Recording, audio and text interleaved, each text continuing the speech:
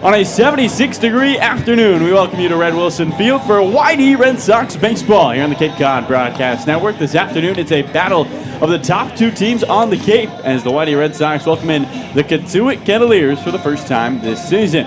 The Red Sox have won 5 in a row, first time they've done that since 2018, and are looking to remain hot, a pitching staff that has allowed just 1 run over the last 24 innings. And on the day, the Red Sox honor head coach Scott Pickler. They'll look to keep the celebration going with a win. On the other side, the Cotuit Cavaliers are on a quest for revenge after falling to the Red Sox last Saturday. Cotuit has won 2 of their last 3 games against the Orleans Firebirds and continue to add new talent to their high-powered roster. The Cavaliers will try to play spoilers in the ceremonies here in Dennis. The Cotuit Cavaliers, the juggernaut of the Western Division, and the Whitey Red Sox, the hottest team on the Cape, battle it out this Wednesday afternoon at Red Wilson Field. As we welcome you into our broadcast booth here behind home plate, Carlo Jimenez alongside Sam Lebowitz for a day of festivities as the Red Sox honor Coach Pick, who picked up his 540th win at Cotuit last Saturday, making him the winningest manager in Cape League history. But Sam, a big one for this Whitey team. They've won 5 in a row, looking to continue the hot streak and going against the most talented team on Cape.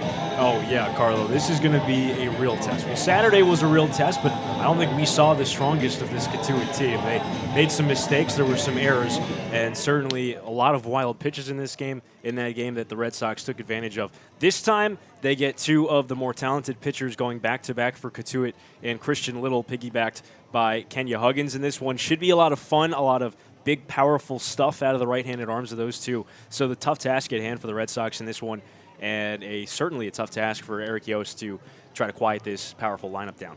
Yeah, and let's talk quickly about that 5-game winning streak, Sam. I mean, the team's hitting nearly 270. The ERA is below 2. What's been the key for this YD team? Well, it's been all of it. It's been some timely hitting, and they've hit, frankly, just enough, but the pitching has been absolutely outstanding. This is the second-best pitching staff in Cape Cod baseball beyond the Cotuit Cavaliers. If you take out the Cavaliers, they are the best pitching staff and really the only one that's close to the Cavaliers, period. They have the second, they're about a full run ahead of the third best team in ERA, and they strike out the most batters on Cape Cod. They have been astounding, and it's not just the starting pitching. The bullpen has been excellent today.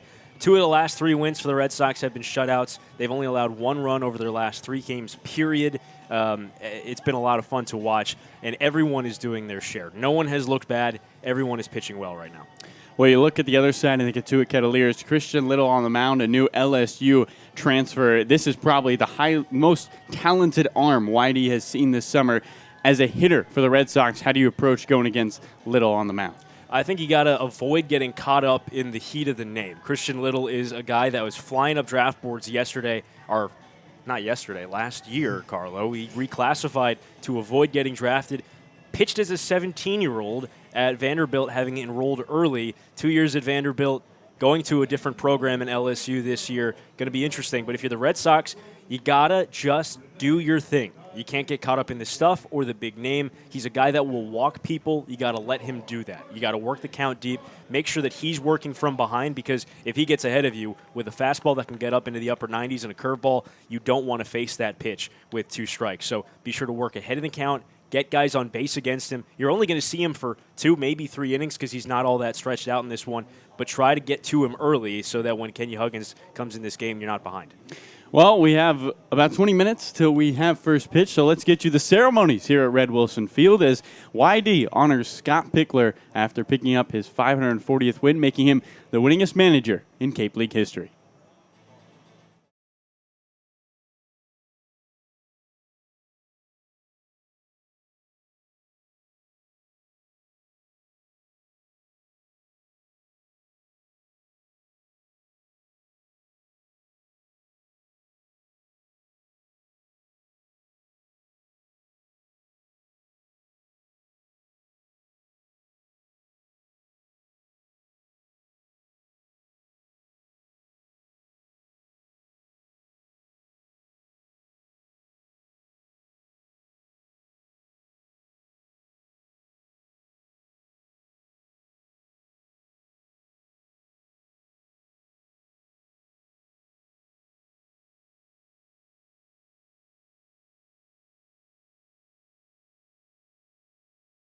And finally, joined by his wife Sharon, please welcome our head coach, Scott Pickler.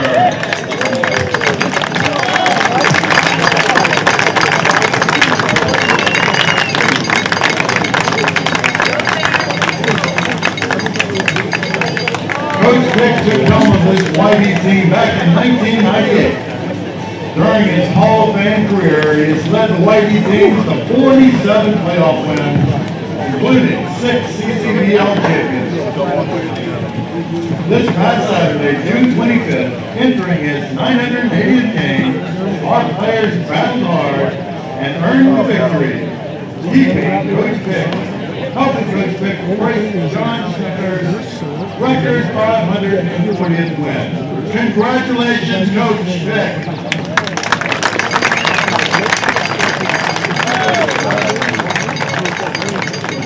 That's amazing. Now to say a few words about the coach is our general manager, Jack Martin.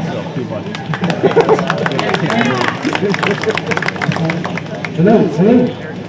Well, this guy, Pickler, Gary and I hired him about 24 years ago.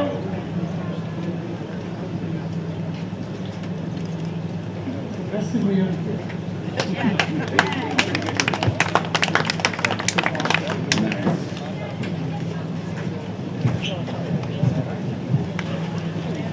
Scott, can you come up here, please? Sharon.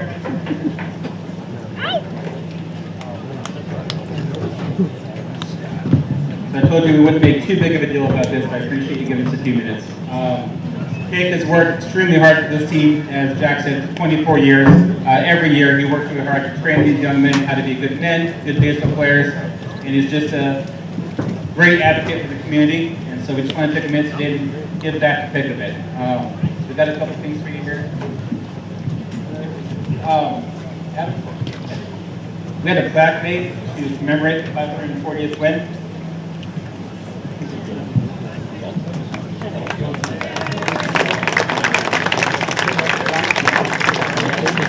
We got the game ball sign from the game on Saturday. You know, Amanda Taylor, the liaison intern, she was actually the scorekeeper for the game on Saturday. And so she kept the scorecard. And she went and got that framed for him. And that's all.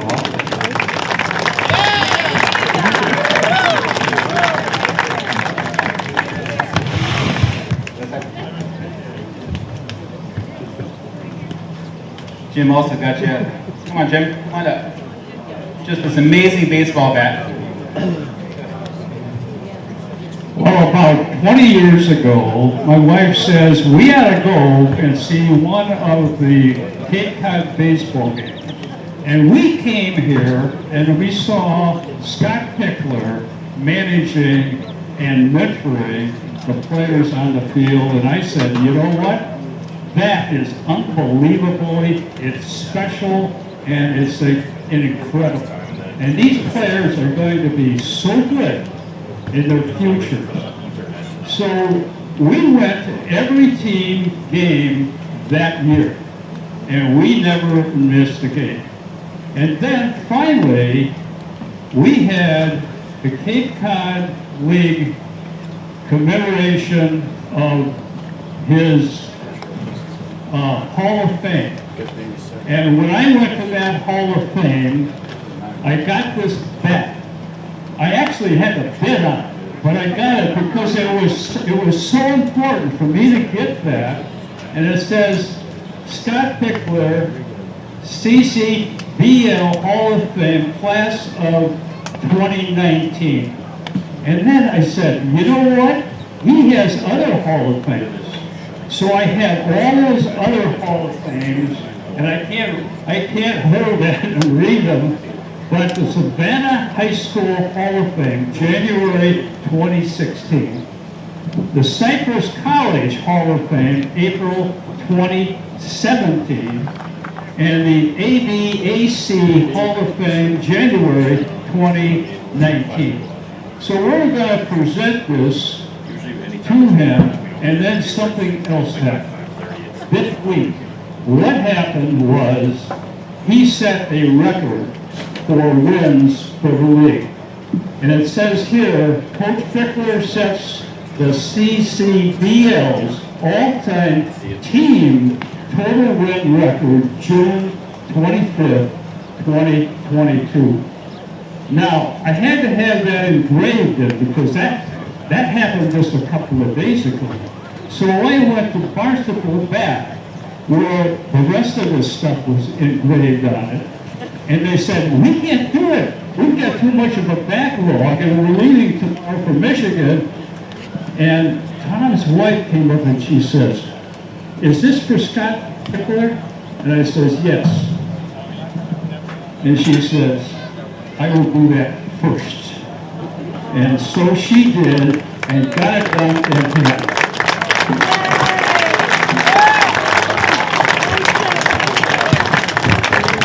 Amazing, Jim. Thank you.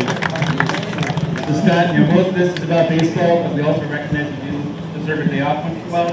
So we called our friends at Skipper's Cotter's House in Yarmouth, and they donated a $2 gift card so you can go up dinner with your family and enjoy some time out. And then our PA announcer, Cotuit, works at Pixie 103 and KidCutRadio.com, referred to at the golf. So they have donated a golf card that gets you a free run of golf with a card at 18 holes at 6 different golf courses here at Cape.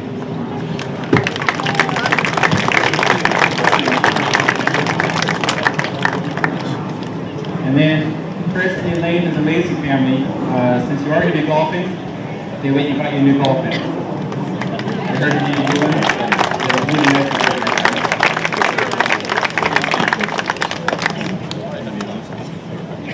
Just on behalf of the board of directors, all the volunteers, players, thank you for everything you do. We appreciate you. You're a winner.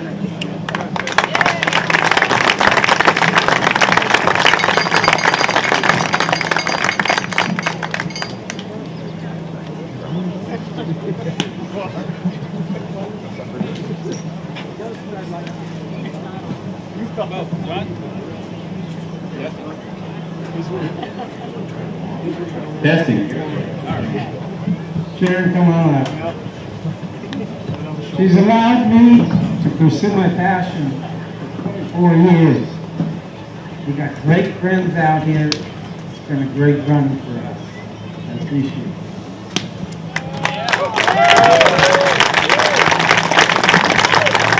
This is more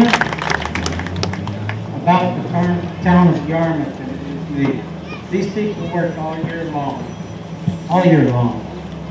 You guys on the field. It's been so great. Host families, guys that work at camp, players, trainers, host families. This is all about the Yarmouth. People that turned this facility into a great facility, come a long way in 24 years. It's been wonderful. When we called this, Darren came up with an idea, handed out some shirts to people that said the Yarmouth family, and you truly feel like it is the Yarmouth family. And I'd like to thank all of you for that. You guys, Jack, Gary, thanks for taking a chance. That.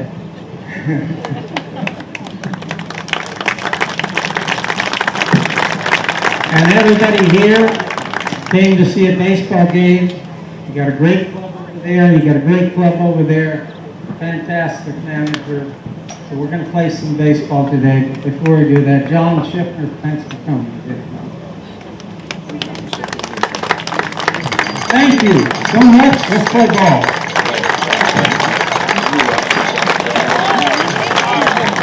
Ladies and gentlemen, while the team takes a few more photos, let's give Coach Vic one more standing applause.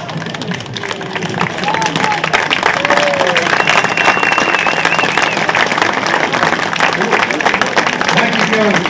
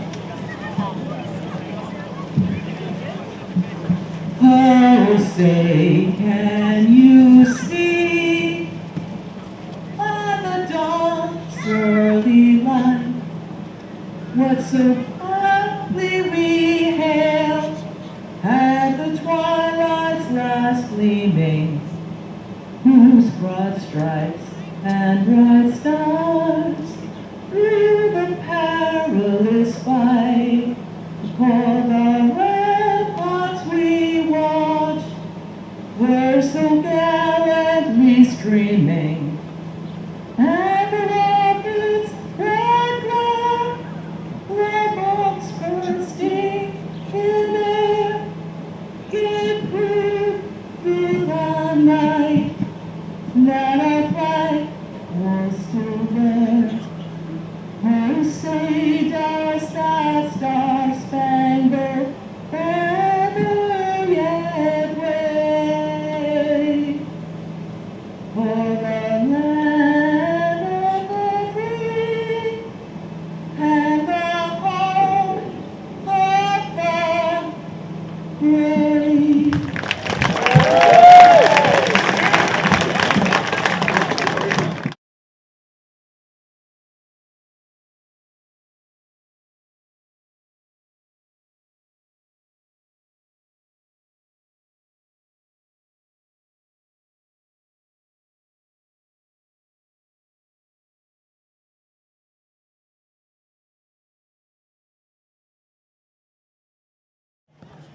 Welcome you back to Red Wilson Field. Carlo Jimenez alongside Sam Lebowitz as we begin the 16th game of the summer, and it's the top two teams on the Cape, the Whitey Red Sox and the Cotuit Kettleers. Let's get you the starting lineups for the Cotuit Kettleers as they'll be up to bat as the visitors for the first time this summer here at Red Wilson Field. It begins with the junior from Georgia Tech, Chandler Simpson. Brooks Baldwin, the second baseman from UNC Wilmington, bats second. Tyler Johnson, the first baseman from Coastal Carolina, bats third. Josh Pearson, the junior from LSU, bats fourth. Zachary Cole, the junior from Ball State University, bats fifth. Cade Kern in the sixth spot, the junior from The Ohio State.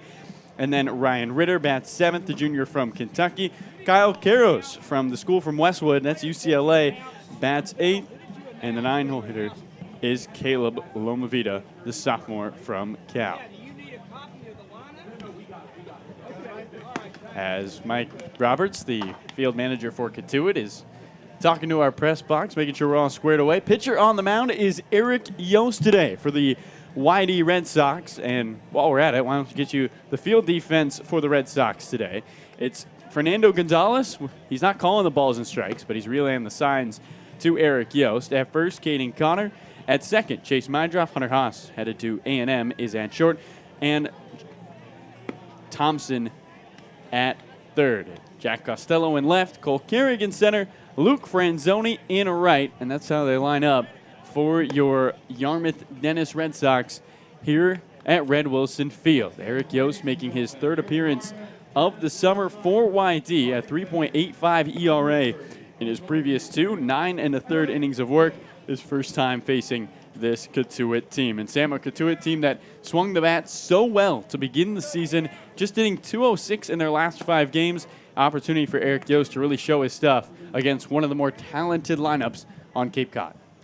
Yeah, it's really just going to be about throwing strikes. It's the same game plan that we talked about on Saturday when these two teams squared off at Lowell Park. Got to throw strikes. You got to keep these guys off the base paths because if they can get on the base paths, they will run amok. They steal the most bases on Cape Cod, and they are a very fast, very chaotic team that creates lots of havoc. So Fernando Gonzalez should have his hands full with this team on the base paths, and it's Eric Yost's job to keep them off. It begins with the left-handed bat of Chandler Simpson on a windy, cloudless Wednesday afternoon here at Red Wilson Field. Thanks so much for joining us. First pitch home is a changeup that catches the inside part of the plate, and we are away at 5:01 first pitch here at Red Wilson Field.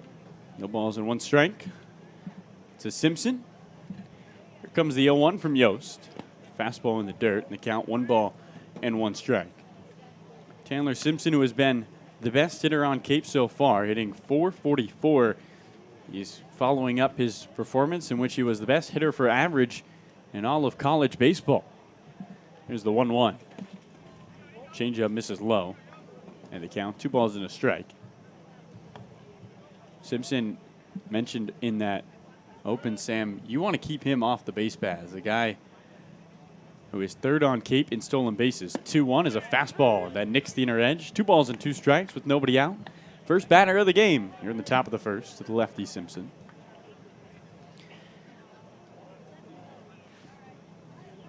2-2, and he swings and chops one to short, charging the shortstop Haas. A letters high snare, he throws to first.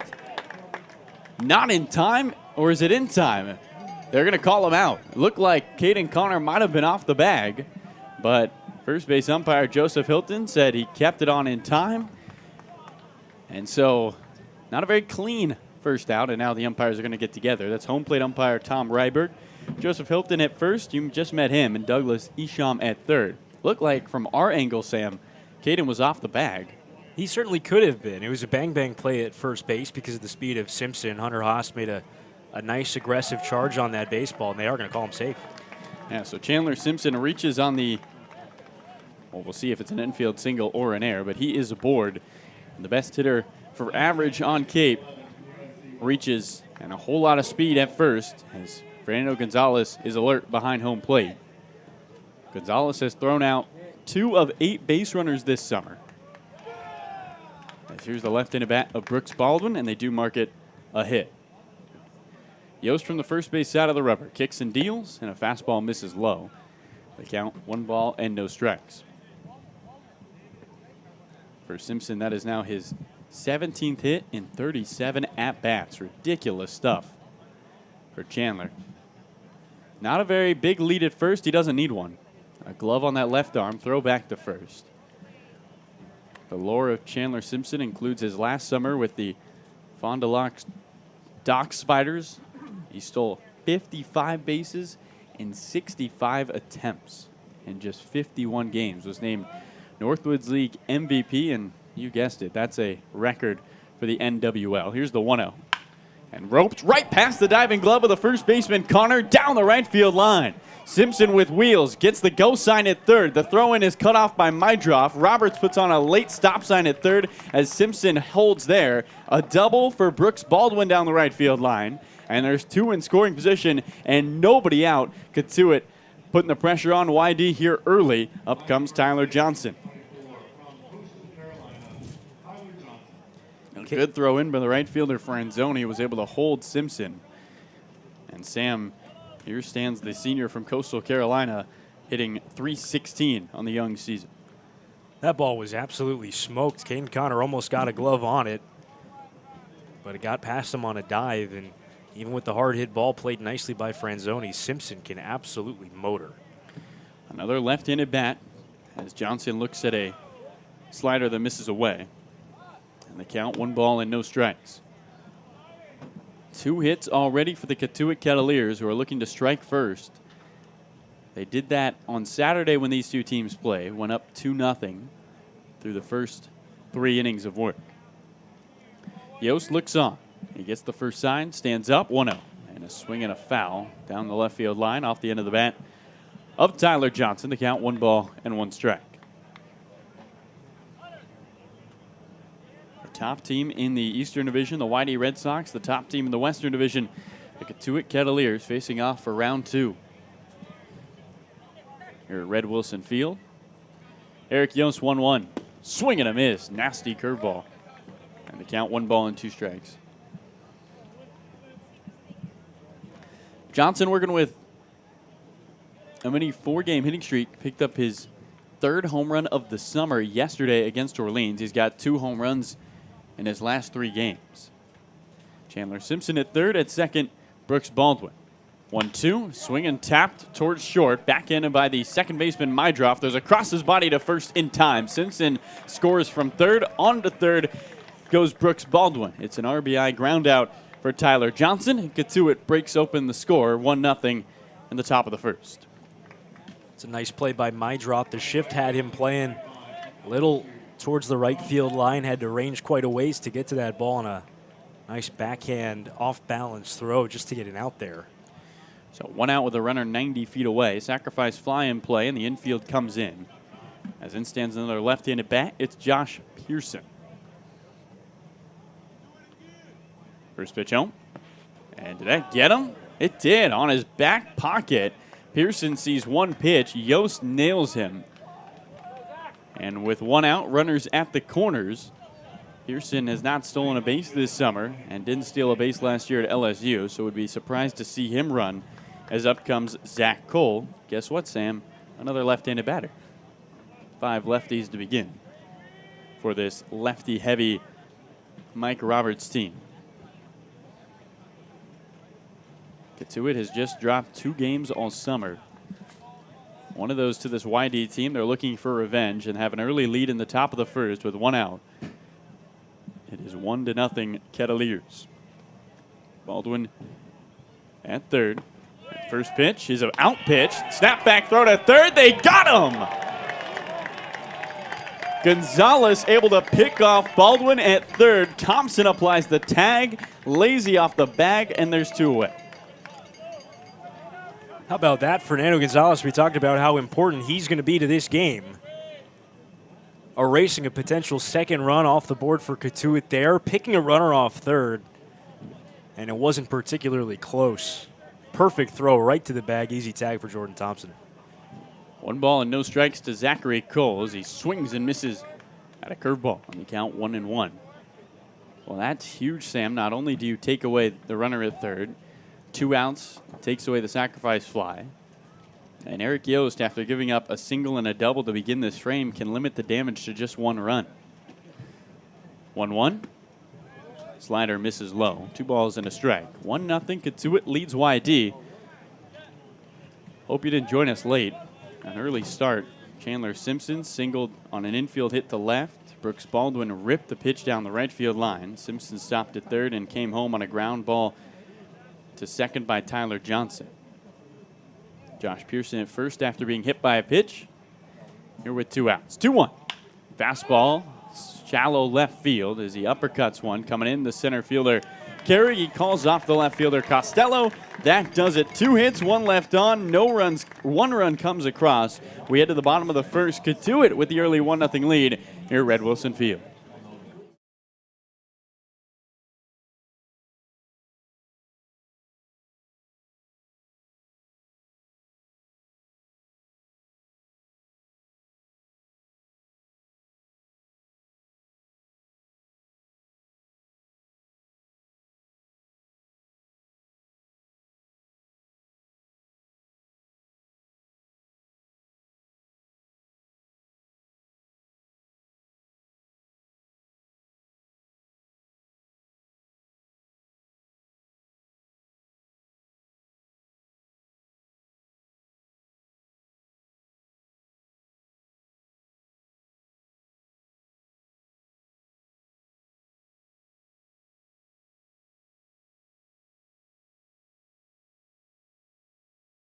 YD Red Sox baseball is brought to you by T-Mobile. T-Mobile is proud to sponsor the Cape Cod Baseball League. T-Mobile believes that when small towns thrive, America thrives. That's why we're investing billions to bring fast, reliable, and affordable wireless service beyond the big cities to small towns across America. Visit T-Mobile.com/across America to find out more. Carlo Jimenez next to my good friend Sam Lebowitz and Zach Clapp, my producer to my left, as we begin the bottom of the first inning. And let's get you the lineup for this YD Red Sox team. It begins with the junior from Cal State Fullerton, Caden Connor. Cole Carrick bats second. Chase Mydroff is in the third spot. The senior from USD. Johnny Long cleans things up. The sophomore from Long Beach State. The junior from Xavier, Luke Franzoni, bats fifth. Jordan Thompson in the sixth spot. And then Jack Costello, Fernando Gonzalez, and Hunter Haas in 7, 8, 9. On the mound, Christian Little with the bright green glove on his way to join the LSU Tigers, making his second appearance of the summer.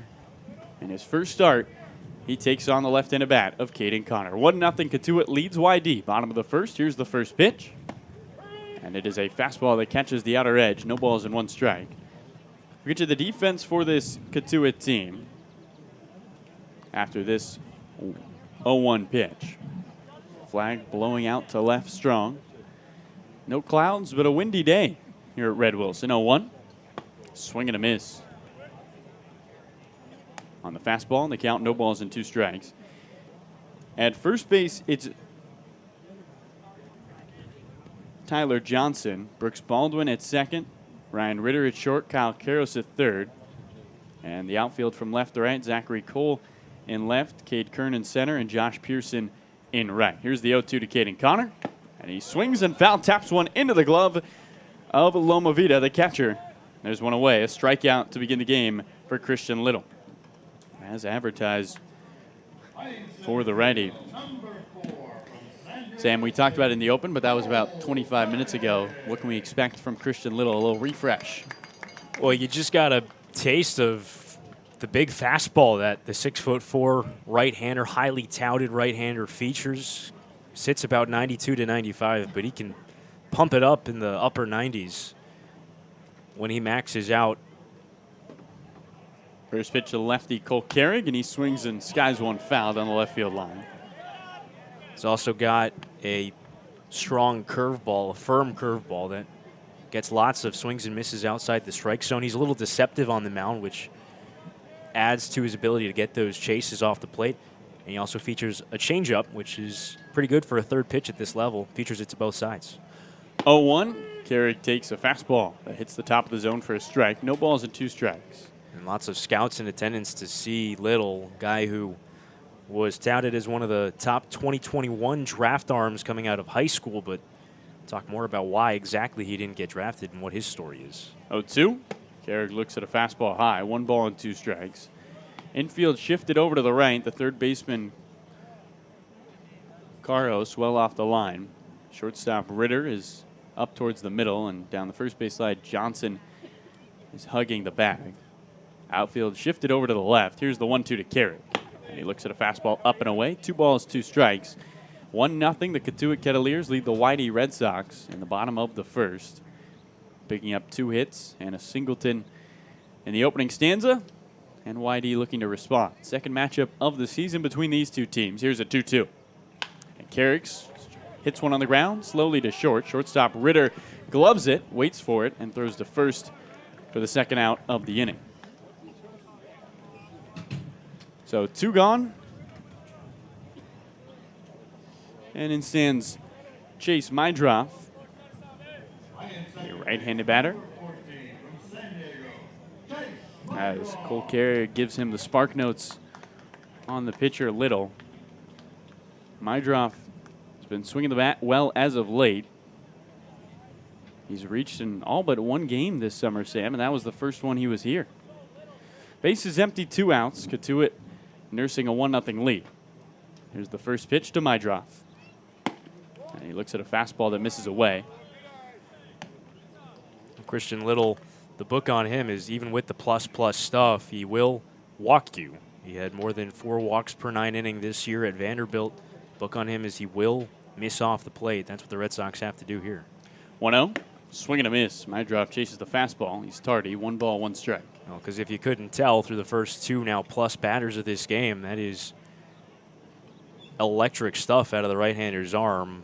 One of the harder fastballs the Red Sox have faced this year, and he hasn't even shown the curveball yet. The green glove, head high. He steps back, kicks, 1-1. Fastball above the zone. 2 balls and a strike.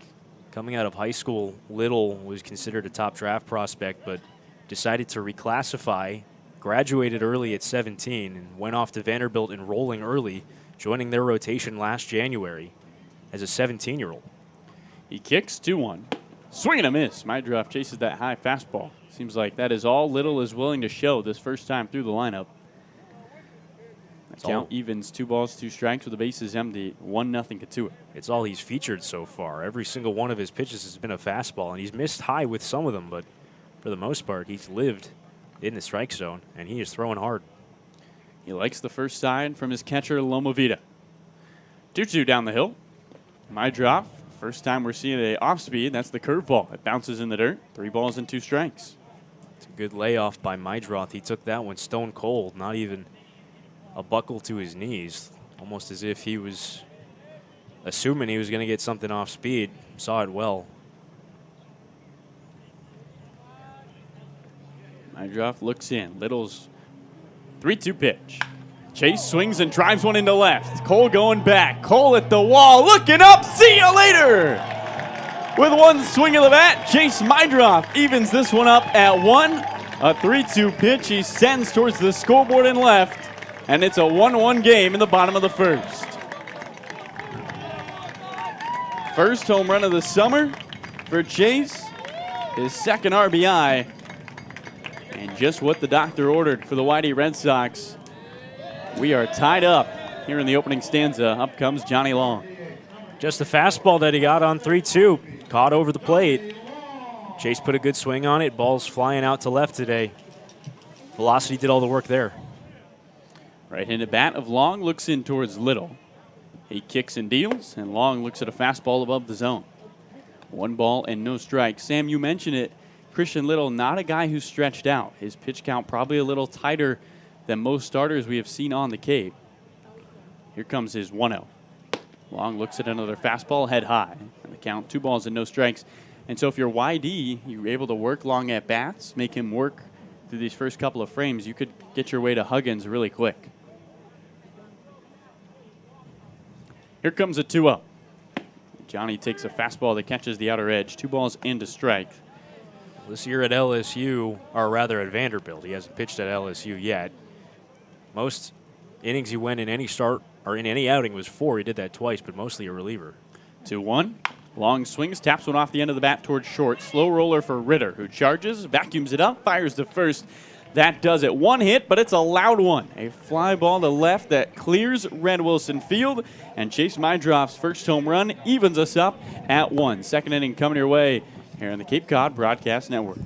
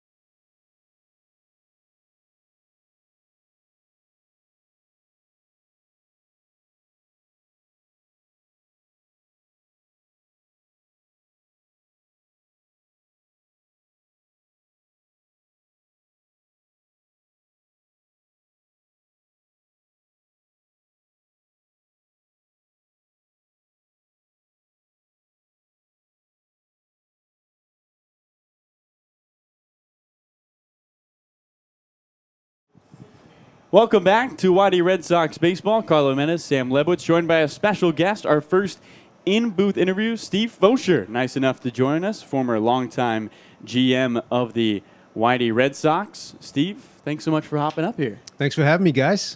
What a beautiful night, huh? Yeah, a gorgeous day for baseball as the first pitch to the right-handed bat of Cade Kern. It's a fastball that misses low and away. 1 ball and no strikes. So, Steve, for those of us who don't know your history with this YD team, kind of explain what you've been a part of here at YD, the many roles you have endured. Well, where do we start? Started in 2004. That was the first season that I met Coach Pickler, and from there on, it's been an incredible ride. 1-1 and a big hack from Cade Kern as he misses a fastball upstairs. 1 ball and 2 strikes. When you've been working, you said you've been working for Coach Pick for a long time. How did that relationship start? When did you first get in contact with him? I came here. I started. I'm a facility manager here at DY, and I started at the end of 2003, beginning of 2004. And then Pick one day came over to the shop and he says, "Hey, buddy," he goes, "Can I borrow your lawnmower?" And ever since then, it's been history after that. Cade Kern strikes out looking on a slider. Well, that's one heck of a start to a relationship. Borrowing the lawnmower. That's how good relationships start, I guess, for sure. Well, Pick obviously being honored today for his 540th win, the most ever by a Cape League manager. When you think about the teams that you and him have been able to put together, what makes Coach Pick so special? Well, first of all, I am absolutely honored to be a part of watching Pick achieve these incredible milestones, and to be part of this, there's nothing like it. I think if you're here in the Cape League long enough, not just YD, but every franchise sees this happen throughout the years. You know, like John Schiffner, Coach Schiffner was here from Chatham tonight, a good friend of ours. We've known him for the 25 years, same thing. So every franchise has, that history behind them, especially with their field managers. Ground out to short by Ryan Ritter. Here's Kyle Caros. Well, Steve, what I'm curious is everyone's talking about Coach Pick these days, and you've spent more time with him than maybe anybody except his wife over the past 20 years or so. I'm curious to hear your favorite Coach Pick story in working with him. A Coach Pick story? Well, okay, so we're at Fenway playing. I forget what it was, 2010, 2011, and I believe Sale was pitching at Fenway that night. Hot day. It was the muggiest, nastiest day at Fenway in late July, August. And so Pick came up with me and a buddy of mine. As the 1-2 on a hop right back to the pitcher, Yost. Underhand flips to first, and there's a quick top of the second. Well, Steve, do you mind sticking around for the bottom of the frame? Absolutely. All right, we'll be back after this quick break. A 1-2-3 inning for Eric Yost. YD and Cotuit even at 1 midway through the second.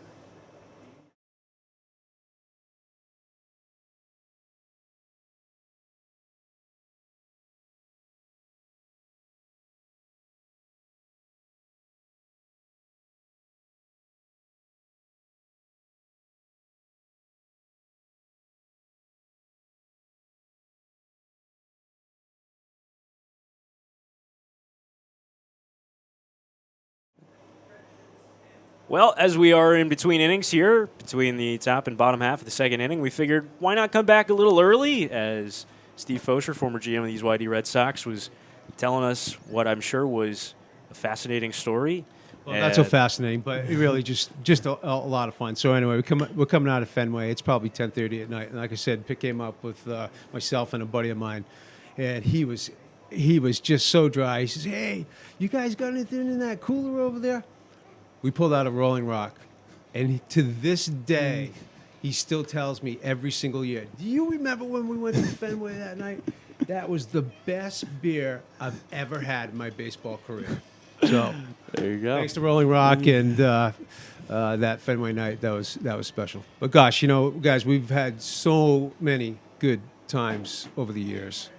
Beginning in 2004.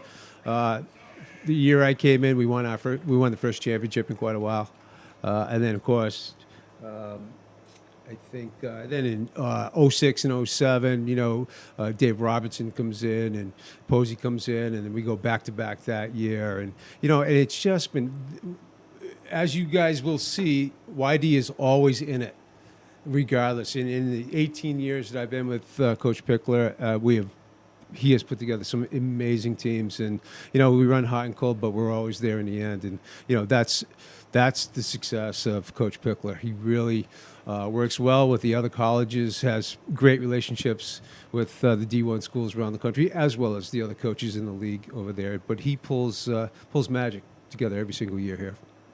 Well, we're in the bottom of the second inning, a 1-1 game between Cotuit and YD, and here's Luke Franzoni that's already from Xavier, who's working a 2-1 count from Little. And now I know you've moved on to be deputy commissioner of the league. What does that role entail for you? It means I get to watch baseball games and not have to work them so much. Yeah, the commissioner of the league asked me to be one of the deputy commissioners this year, and I obliged to him. Cape League has been a big part of my life, and my family too. We've all been involved, and I thought this was a great way to stay involved in the league. So what kind of things are you doing on a day-to-day basis? Well, really my assignment is to go to a few games a week, a few different games. Just check out the parks like the other commissioners do. Make sure everything is in compliance. Our fields are safe for the players, and just to make sure that everything is in good shape as it is anyway. And then if there are any things, just come up with a little bit of a report at the end of the week to just say what's good or what's not good. And I have to say, from this point, from day one, I haven't seen anything. Everybody's been doing a fantastic job in the league. Everybody, all the franchises, everything's looking good out there. Obviously there's bugs in the first couple of weeks, but all of those seem to have worked out. Weather has been fantastic. Very few rainouts at this point. Knock on wood. Let's hope it stays that way. And then we have the All-Star game coming up at the end of July, too. And I was asked to MC the Home Run Derby. Oh. So that will be, I guess it's a bucket list item. Yeah. So that'll be the first for me. So I'm going to MC. And maybe if I can get my buddy Domingo Ayala out here to co-host with me, that would be a lot of fun. But no, looking forward to the All-Star game this year in Wareham. That will be fun. Runner at first is Franzoni after his walk. Here's Jordan Thompson in a 1-1 game with nobody out for little. The Red Sox, of course, hoping to send a small army to Wareham this year for the All-Star game. 5-0 in their last 5 games. They've won 9 of their last 11. You've spent a lot of time around this organization. You've seen some pretty good teams. What about this team stands out to you? Obviously, you're more of a Cape League fan than a YD fan right now, given your role, but you probably still at least root for this team a little bit, I would assume. I think the team is looking really good. They really are starting to gel. You can see that the bats are coming alive, and look what they've done in the past week. They really have really come to play every single night. Things are going to change. We still have some temps here, I think, and we got a couple of guys coming out of the World Series. So the dynamic is going to change, and with YD and everybody else, their dynamic's going to change too.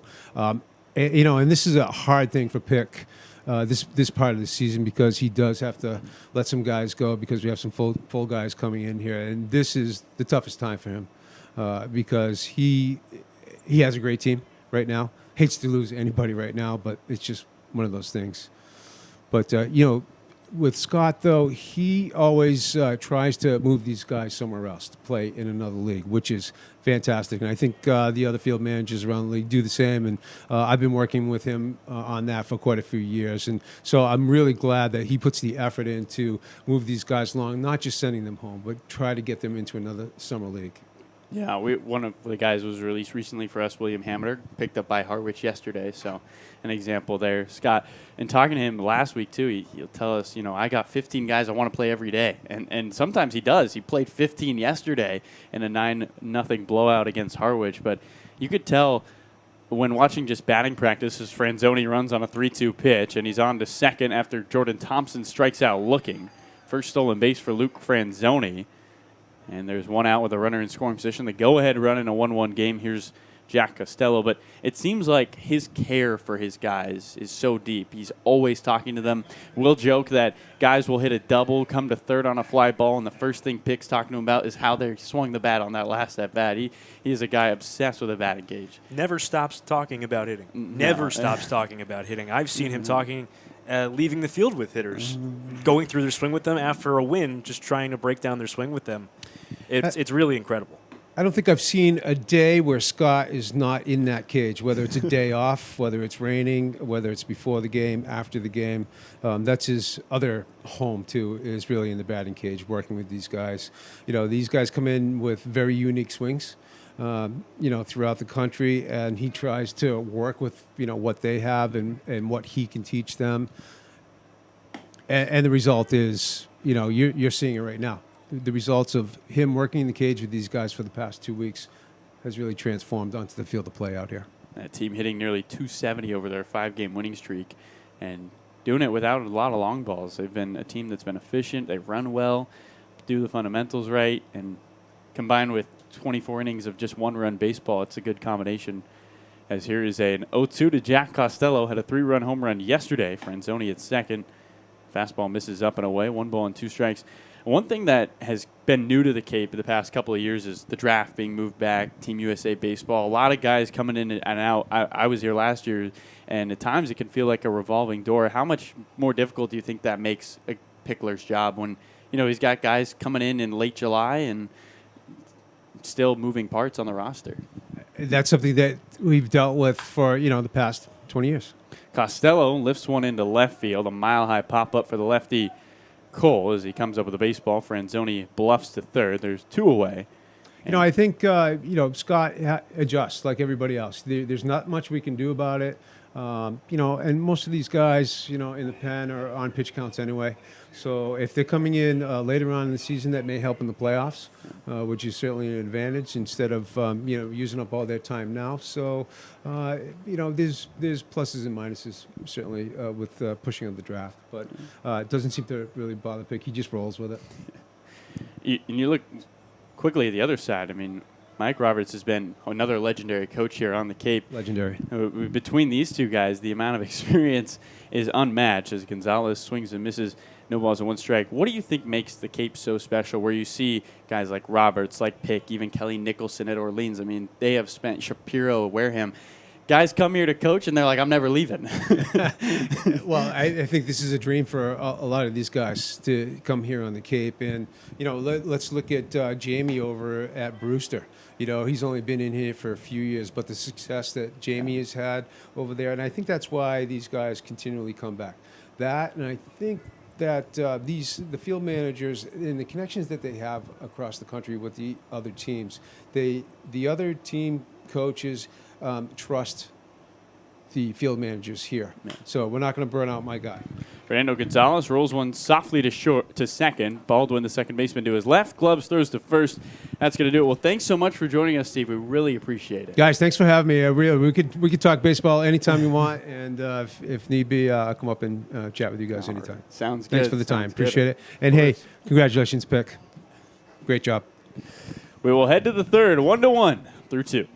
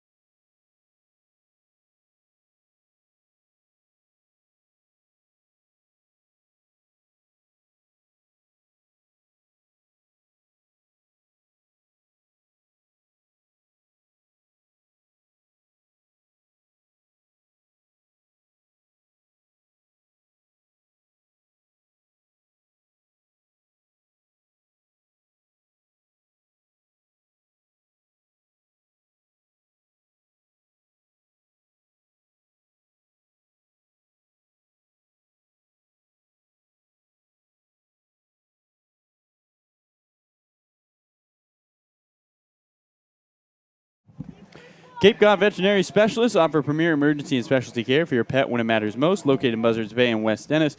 Learn more at CapeCodVetSpecialist.com. That's CapeCodVetSpecialist.com. We want to give another big shout-out to Steve Foucher for joining us up in the booth.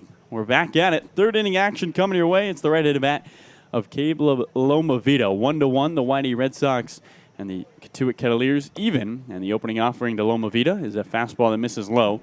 1 ball and no strikes. Both teams with singletons in the first. Not a whole lot of action in that second frame. Here's the 1-0. Fastball misses away. 2 balls and no strikes. And Sam, everybody you talk to who has any connection to Scott Pickler, here's a 2-0. Fastball at the knees. Nicks the outer edge. 2 balls and 1 strike with the bases empty and nobody out. They just seem to rave about the man that Scott Pickler is, the coach that he is, the person that he is. Here comes a 2-1.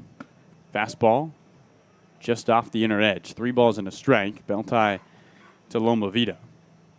It's certainly a testament to Coach Pickler, the amount of people that came out in support of honoring him today. 3-1 is a fastball on the edge, on the outer part of the plate. 3 balls and 2 strikes. Lomovito with a step towards first.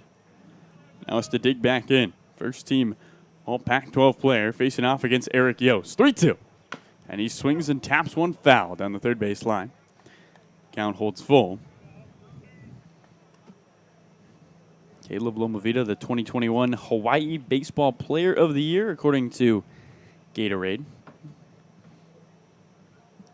Just a 300 hitter so far this season. 8 strikeouts to his name. 3-2. And he swings and bounces one up the middle. Shortstop Haas with a long run to his left. He gloves it, throws to first, not in time. Lomovito with sneaky speed for a catcher. Beats it out. As he is aboard, the 9-hole hitter reaches on an infield knock. Second infield single today. Third of the game for Cotuit in total. And here's Chandler Simpson with the go-ahead run at first and nobody out in the top of the third.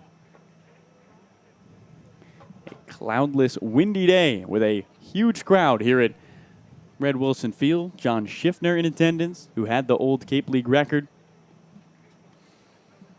And many Pick supporters have come to watch the ceremonies. Left-handed bat of Simpson looks at a first pitch fastball that skips in. And the count, 1 ball and no strikes to Chandler, who singled and scored in the first, hitting above 450.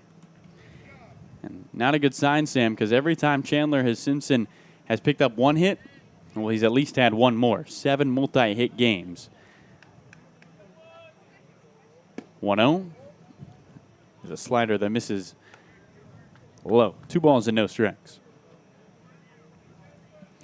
1-1 the score between Cotuit and OID. Round 2 between these two teams. They won't play each other again until July 21st. 3 weeks. Here comes a 2-0. Slider misses well inside. 3 balls and no strikes. And Sam, it's going to be interesting to gauge what Cotuit looks like on July 21st. You think about right now, these YD Red Sox are the hottest team on the Cape. The Cotuit Cavaliers have been the best team from day one, record-wise. 3-0.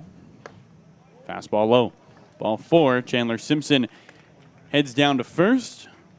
That is the first walk for Eric Yost. And Caleb Lomovito is at second. Go-ahead run now in scoring position. And here is Brooks Baldwin. You mentioned it, Carlo, as John Raiola is going to go and talk to his Northeastern righty. This Cotuit team is going to look a whole lot different when the Red Sox see them next in mid to late July, because we were talking to Jake Starr, the broadcaster for Cotuit, and he was telling us how this roster is really built for 2 halves of the season. This first half roster that we're seeing now, and then they are expecting to lose a lot of guys because they have a lot of draft-eligible talent. Brooks Baldwin is one of those guys coming up here. Cam Collier, who's not in the lineup today, another one of those big names who expects to go early in the draft in mid-July. So he says he told us that they're built for it, that they are expecting guys to come in the second half of the season and be able to carry them through the rest of the way. But it will be a different-looking Cotuit squad when next we see them. 2 on, nobody out. Top of the third in a 1-1 game. Baldwin shows bunt, bunts it back off the track man, which is technically out of play. And the count, no balls and 1 strike. Of course, if you are unfamiliar, TrackMan is not a real person. It is just a box that records all the stats. A brilliant invention, really. It is. And TrackMan is just okay. Although I wonder how it gauges a ball that hits it. Is that extra points? I've never seen that before. It is only a bunt attempt. Lomovito's the go-ahead run. He's at second. Simpson with blazing speed at first. Yost trying to work out of the jam. 0-1 is a slider for strike 2 at the knees. No balls and 2 strikes. Here to Brooks Baldwin, a guy who was drafted a season ago, Sam. 15th round by the Giants. Decided not to sign. Oh, and what'd he do? He won Colonial Athletic Conference Player of the Year this past year, hitting .348. Say it worked out in his favor. He's hitting .339 here on the Cape. 0-2, and he looks at a fastball away. 1 ball and 2 strikes. A guy who leads the Cape in hits, RBIs, 4th in average. 10 stolen bases, 13 batted in. It's been quite the summer for for the switch hitter from UNC Wilmington. 1-2. And he swings and fouls one off the backstop.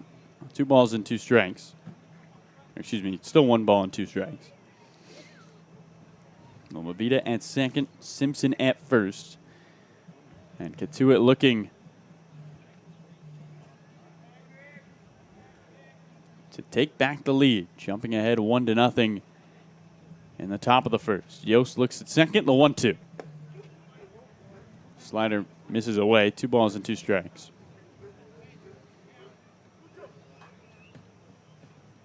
Brooks Baldwin comes from a baseball family. His dad was the ACC Player of the Year in 1986 for the Clemson Tigers. Played in the Cleveland and Seattle organizations. 2-2, swing and a miss. Curveball has Baldwin chasing. Big time strikeout there from Eric Yost. His second of the day. And up comes Tyler Johnson with the go-ahead run at second and Simpson at first. Flag blowing out to left as the shadows start to creep down the left field line here at Red Wilson Field. Yost looks at second. Lomavita hops towards third.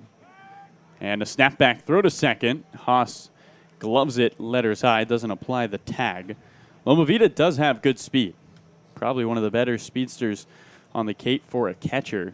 He stole 15 bases this past year with the Bears from Berkeley and has 1 stolen base this summer. Tyler Johnson looks at a changeup that misses away. 1 ball and no strikes. A solo home run for Johnson yesterday. He's got 2 in his last 3 games. Guy who spent 2 seasons at Eastern Oklahoma State College, one of the best JUCOs in the country, before heading to Coastal Carolina. 1-0 to him. Misses well inside. 2 balls and no strikes. 1-1 the score between the Red Sox and the Cavaliers. YD trying to win its 6th in a row, Sam. Would be its first 6-game winning streak since they won 9 in a row in 2017. And looking to do it against the juggernaut that is Cotuit. 2-0. Swinging a looper down the left field line. Curling, foul towards the vacant YD bullpen. And the count 2 balls and 1 strike with 1 out. And Lomavita at second. Chandler Simpson at first. Inning started with a Caleb Lomavita infield single. Simpson walked. Brooks Baldwin struck out swinging. 2 balls and 1 strike to Tyler Johnson, who picked up an RBI ground ball his first time up. 2-1. Curveball misses above the zone. 3 balls and a strike.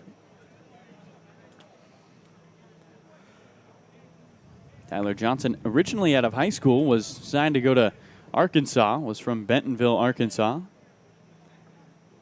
and changed his mind. Went to Eastern Oklahoma State. 3-1. Swing and a miss.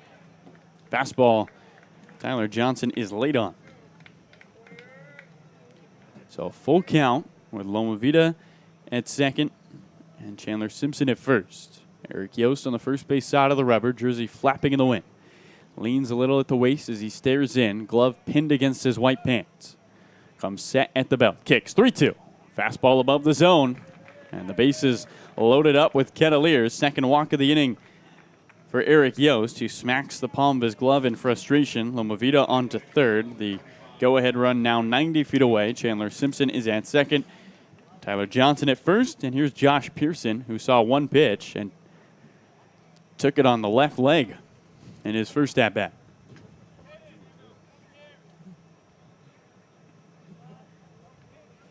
Yost looking to work out of trouble. A lot of traffic on the base paths. They're loaded up with 1 away in a 1-1 game. Top 3.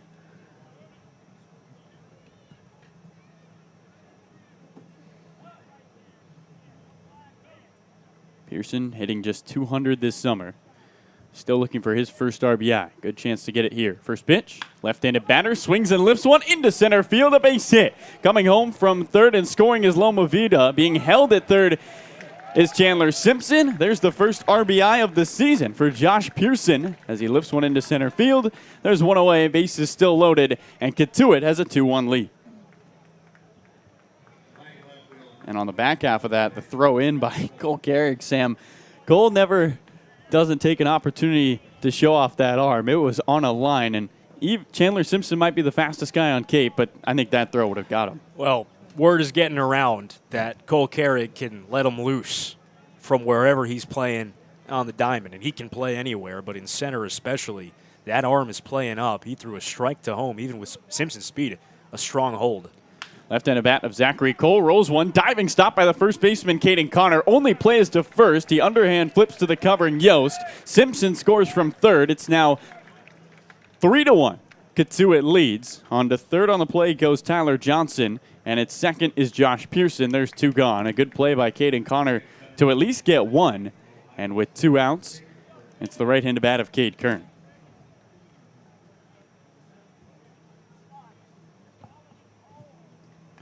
So 2 runs in here for Cotuit in this third inning as they've taken a 3-1 lead, looking for revenge after falling 5-3 to YD on Saturday.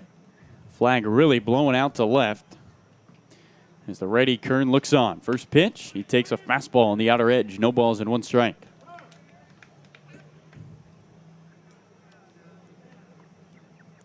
Kern, a former Wareham Gateman, spent the last summer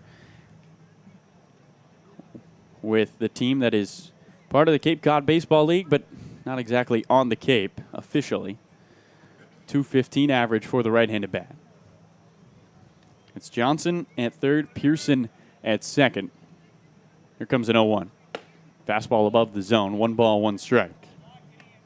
Not a lot of loud hits for Cotuit today, Sam, but they've been able to move the base runners along. And 2 runs in, a healthy 3-1 lead. Well, maybe we should have kept Steve Fosher in for another inning because his inning was a 1-2-3 frame for Eric Yost.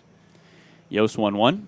Fastball and a wave. 1 ball and 2 strikes. Cade Kern, part of that 1-2-3 inning, struck out looking in his first at-bat. 2 hits, 2 walks in the frame. No action in the bullpen, but bullpen catcher Nolan is up on his feet, ready to receive a baseball from somebody. Here's the 1-2. And he swings and tops it on the ground right to third. Jordan Thompson, the third baseman, gloves from the infield grass, fires to first. 2 hits, 2 left on, but 2 come across in the top of the third inning. The Cotuit Cavaliers are back on the high side with a 3-1 lead here at Red Wilson Field.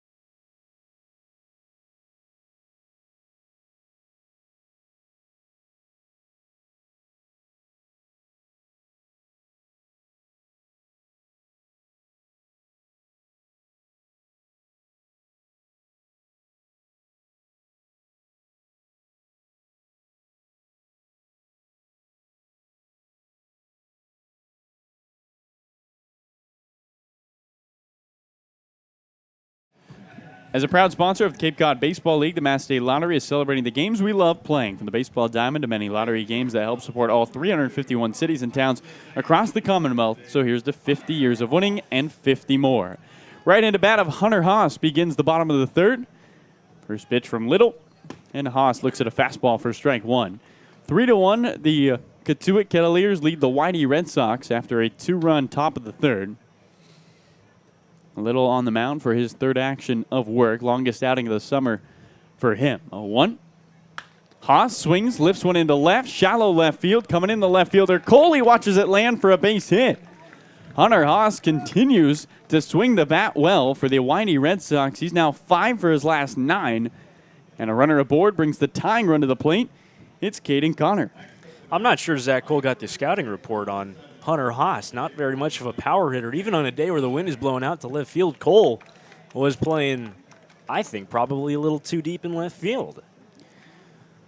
Hunter Haas swinging the bat well. We asked him, Sam, a couple days ago, what adjustments have you been making with Scott Pickler? He said, everything. He's been working on everything.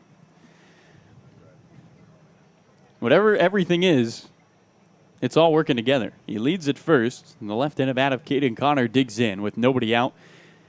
The pitch, swing and a miss. Connor chases a slider. No balls and 1 strike. 3-1.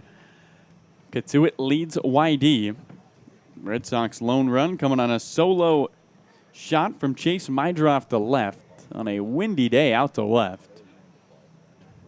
Maybe that's why Cole was playing so left and center, so deep in left, Sam.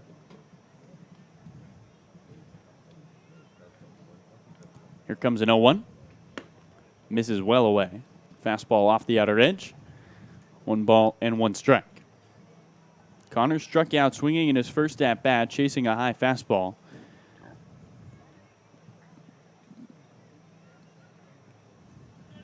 Caden, who has been in and out of this leadoff spot for YD, changing positions with Luke Schliger, who's out of the lineup today. Haas at first with good speed. 1-1. Connor gets under one, uppercuts it into center. Cade Kern, the center fielder, towards the gap to his right, collects the baseball for out number 1. And in cans Cole Keurig with 1 out and 1 on. Switch hitter Keurig batting from the left side. Cole, who in a post-game interview yesterday, jokingly or not, he asked him where his confidence is with when he gets to bat behind Mike Bovee, who's out of the lineup today, and he said he gets all his confidence from Mike. All of it. I believe he said that he loves Barrel Mike. Quote, I love you, Barrel Mike. First pitch to the switch hitter, and he looks at a changeup that drops in. No balls and 1 strike. 3-1, Cotuit leads YD. And if you hear a caw, it's because the Birdman is getting warm in the bullpen for YD. Matt Kavanaugh. Hunter Haas at first. Cole Keurig is the tying run in a 3-1 game. 0-1. Cole Keurig shows bunt. Ball gets away from a second from Loma Vida. A big secondary lead from Haas, who decided not to go on the changeup that bounced in the count. 1 ball and 1 strike with 1 out.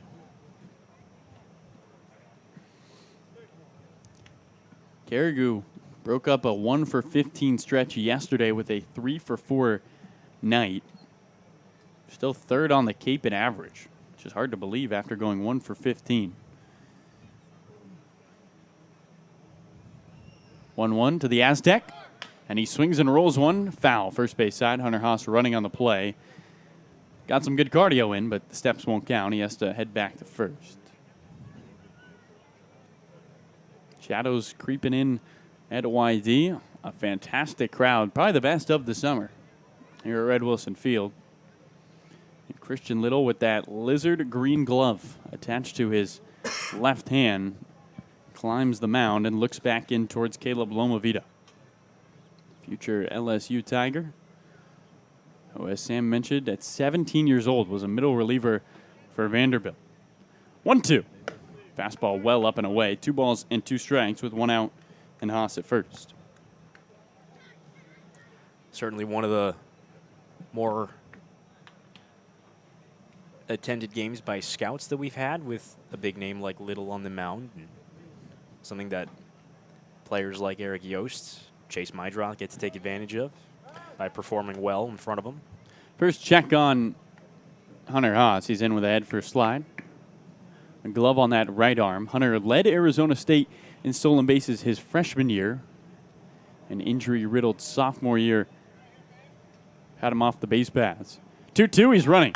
Carrick swings and uppercuts one down the left field line towards foul territory. The third baseman, Carros, into the shade to his right. He comes up with out number 2. Carrick pops out down the third base line. There's 2 away after the leadoff single from Hunter Haas. And here's the guy with the biggest swing of the day for the team wearing white. Solo home run from Chase Mydroff as he digs back in. 3-1, Cotuit leads YD with 2 outs in the bottom of the third. Both runs coming for the Kettleers in the top of the frame. Mydroff picked up his first home run of the summer. See if he can do it again. Opening offering to him. And Chase takes a fastball that catches the edge. No balls and 1 strike. The dyed blonde hair from Mydroff poking out of the back of his helmet. From Manhattan Beach, Miracosta High School. Was high school teammates with the guy at third. Carros at UCLA. Mydroff not too far. Haas at first, 0-1. Fastball misses inside. 1 ball, 1 strike.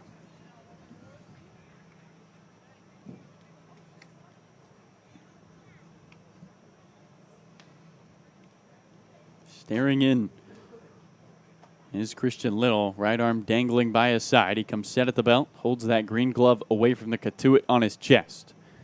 1-1, Haas is running, and a swing and a foul tip back to the screen. Hunter is doing a lot of running, but it's all hit and run, Sam, and the YD Red Sox hitters have been unable to put anything in play. He's getting his steps in. No harm, no foul. No harm, no foul at all. I'm sure Hunter's not complaining. He's been swinging the bat really well. Mentioned 5 for his last 9. Before this stretch, he had 5 hits and 21 at-bats.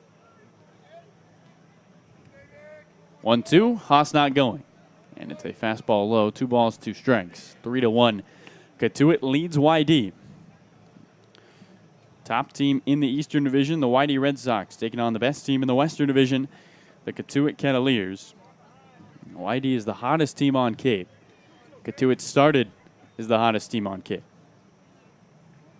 What a special matchup here today, the premier game on this Wednesday afternoon.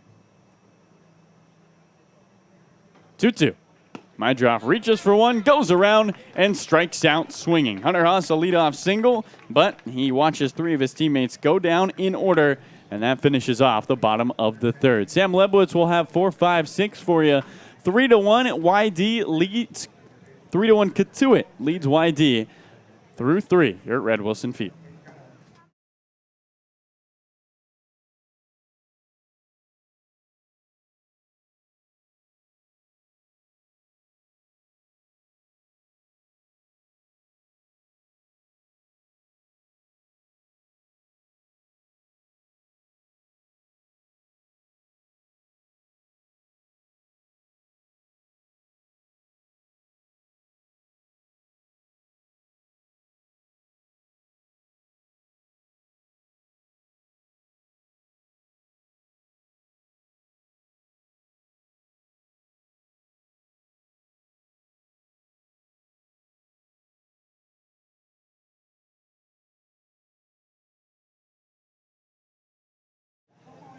Red Sox baseball is brought to you by Captain Parker's over in West Yarmouth on Route 28. The entire crew from Captain Parker's wants to give a big salute to the Cape Cod Baseball League, especially to the young players that have dedicated so much time and effort to baseball, America's pastime. So join Captain Parker's for lunch or dinner or just a bowl of their world-famous clam chowder. Captain Parker's, easy to find, but awfully hard to leave. And brought to you by MP Sports Cards. MP Sports Cards is proud to sponsor the kids' baseball clinics. If you're a sports card collector, be sure to stop by and check out the latest releases, graded cards, supplies, and more. A local favorite for hobby enthusiasts across Massachusetts and, of course, your Cape Cod Baseball League. Stop into their store and mention code Red Sox to get 1 free pack of 2022 Topps Baseball Update with any purchase. Some exclusions apply. Visit MP Sports Cards at 71 Main Street in Carver, Mass., or online at mpsportscards.com. Top of the fourth, Sam Lebowitz alongside Carlo Jimenez. The Red Sox trailing the Kettleers of Cotuit by a score of 3-1. Eric Yost back to the mound. And the first pitch home is fouled off by the right-hand hitting shortstop Ryan Ritter. Ritter a ground out in his first time through. Been a mixed bag for Eric Yost in this one. Some traffic in the first and third as the 0-1 is swung on and missed the slider. 1-2-3 second, but runs in the first, 2 in the third. 0-2. Slider missed away. Ritter now mired in an 0-for-8 hole. Does have 4 walks over that span, but a small hitless skid for the righty. 1-2. Rolled to the left side. Jordan Thompson plays back on it. Throw to first in plenty of time. Thompson showing off a strong arm from the hot corner. That's your first out here in the fourth. Jordan Thompson's trying to show up on the TrackMan radar gun with his throws across the plate, Sam. He is a gun in them things. He is on a few attempts now at third base today. Has thrown seeds across the infield to Caden Connor, who's making sure that glove is reinforced. First one home to Kyle Karros is off the plate for ball 1. Karros hit a comebacker his first time through. He's mired in a small slump as well over his last 12 after that. 1-0. Slider on the outside corner. 1-1 count, says Tom Ryberg, the home plate umpire today. Kyle Karros with big league bloodlines.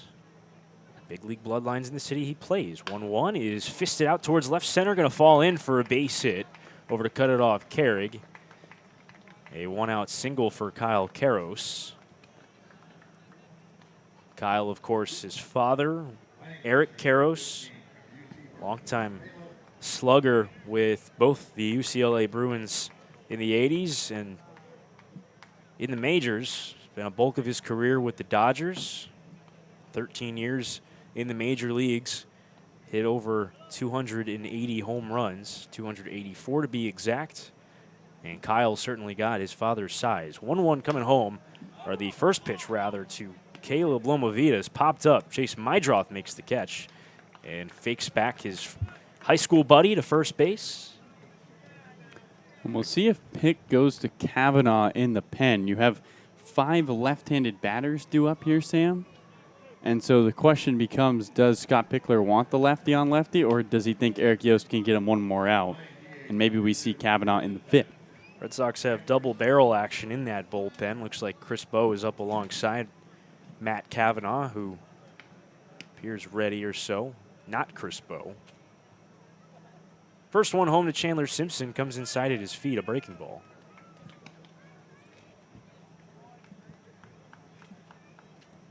It's Bryce Collins, the LSU right-hander we have not yet seen, who's up in that bullpen, wearing the same light tan colored glove that Chris Bowe wears. That's what had me fooled. 1-0 to Simpson. Slider just missed off the inside corner. 2-0 to the left-hand hitting Simpson, who has twice reached. Carlo, your key to the game was to keep Chandler Simpson off the base paths, and he's got a single and a walk in this one. And every time he's been on, he has come around to score. 2-0. Fastball low. 3-0 on Simpson.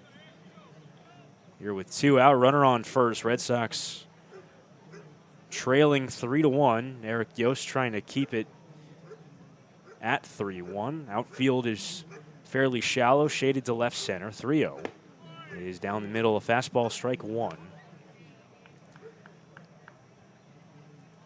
Simpson leading Division I NCAA baseball in batting average this year for Georgia Tech. 3-1. Squares to bunt, drops down. It's a perfect bunt down the third base line. Jordan Thompson's only play is to watch it roll foul. And it just does. That is a brilliant play by Jordan Thompson. That ball was bunted hard down the third base line. It looked like a perfect one, but it hit the lip of the grass and curled just foul. He was never going to throw him out. A heady play for Jordan Thompson makes this a 3-2 count on Chandler Simpson. Well, we mentioned that he's been throwing the ball as hard as he can to first to show off the arm to scouts. He just showed off some terrific IQ. No play to get Simpson. He just lets that ball roll foul and gives his pitcher Eric Yost another chance to retire. The guy who's been the hardest to retire on the Cape. It'll be a 3-2 count. Carroll's will get a free start at first. Here with 2 down. On its way, and it's tapped back behind the mound. Hunter Haas behind the bag. Fields fires, gets Simpson by a step. He gets down the line awfully quick, but he's retired here for the first time today. And Eric Yost with a scoreless top half of the fourth. On to the bottom half we go. Red Sox looking to get a little closer. They trail 3-1 here at YD, Red Wilson Field.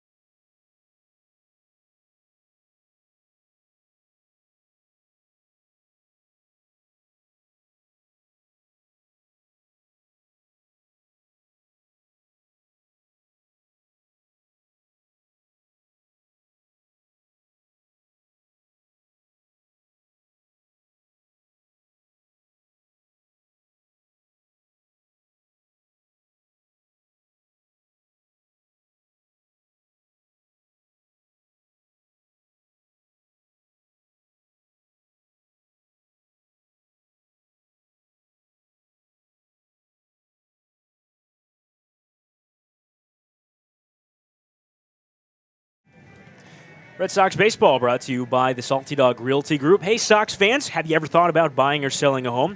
Emily Shemansky at the Salty Dog Group has you covered as your pet-friendly neighborhood realtor. As part of the team at Keller Williams Realty of Cape Cod and the Islands, Emily's your go-to resource for home buying and selling. Call Emily Shemansky at 508-221-0196 or visit thesaltydoggroup.kw.com. That's thesaltydoggroup.kw.com.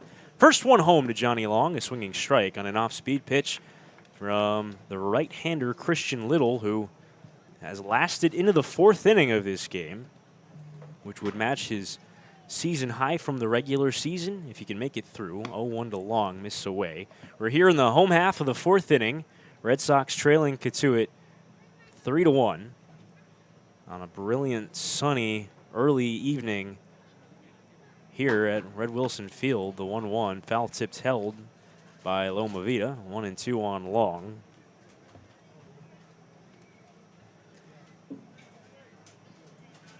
Not a cloud in sight on this Wednesday afternoon. 1-2 in the dirt. Good leave by Long. Long rolled into a 6-3 ground out his first time. The word we had before the game is that Christian Little, because he mostly relieved this year, only through one inning in his first outing of the summer, would not go deep. 2-2. Missed down and away. Breaking ball from Little. And that Kenya Huggins would be up behind him to piggyback and give Cotuit more length. 3-2 here to Long. Missed away for ball 4, so a leadoff walk as Johnny Long reaches to start things in the fourth.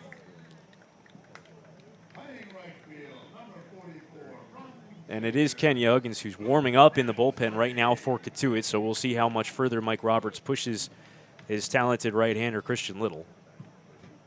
Luke Franzoni will hit. Franzoni will walk. Stole his first bag of the season in his first time up, and that'll be it for Christian Little. He won't last any further into this game. Mike Roberts heading out to the mound, makes the motion towards his bullpen with his right hand.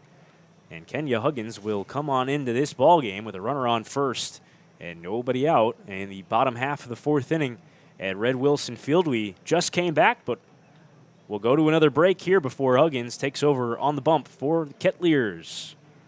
We'll introduce you to him in just a moment. We'll be right back on the Cape Cod Baseball Network.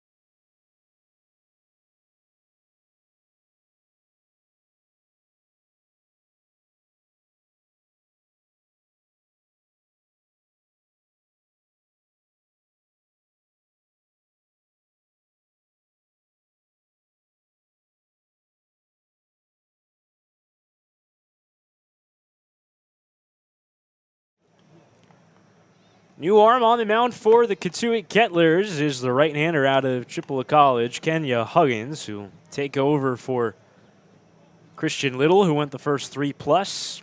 Johnny Long, his responsibility on at first base after Long walked to lead off the inning. That was the end of the rope for Mike Robertson, his LSU-bound right-hander. And Kenya Huggins takes over. 6'4", 240 is listing. He is a large individual out there on the mound. Huggins has pitched once for Cotuit this season, back against Chatham on June the 23rd. He went 3 innings, allowed 1 earned run, 3 hits, walked 3, and struck out 4. Another heavy fastball for the Red Sox to contend with. Here's Luke Franzoni, his first batter. First one home. Swing and a miss, high fastball. Huggins, a guy who will get it up into the mid-90s, around 94, 95, with a fair amount of consistency. And a slider and a changeup both sit in the upper 80s. 0-1. Fastball strike, outside corner. With that wind blowing out to left, Sam, if Franzoni gets a handle of one, look out. He hit one into the top of the trees at batting practice, and Chase Mydroff joked with him and said, "Did that one jam you a little bit, Luke?"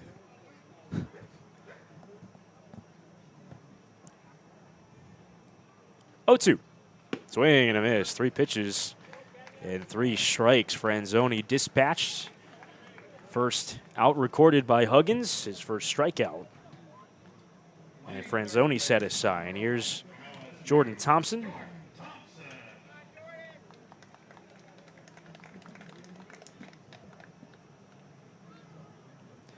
Thompson struck out his first time. Still trying to get the bat going is Jordan. Another right-hand hitter. Long at first with 1 out. Huggins on its way. Swing and a miss. High fastball. Thompson came into the day just 2 out of 18, now 2 out of 19 with 7 strikeouts. Just 1 out of his last 15 at 1, a home run, but the 0-1, swing and a miss, another high fastball. Huggins has come out of the pen throwing hard. And Jordan, kind of the last leg of the Costello, Mydroff, Thompson group that came at the same time in Bourne. Those 2 guys have started to get the bat going. We're just waiting on JT. 0-2. Swing and a miss. 3 fastballs, 3 swinging strikes. And Thompson is struck out. That's 6 pitches and 2 strikeouts. About as efficient as you can for Kenya Huggins to come out of the bullpen and quiet the Red Sox offense down after the leadoff walk. Huggins, who just had 4 strikeouts in 3 innings against Chatham back on June 23rd. He's already halved that.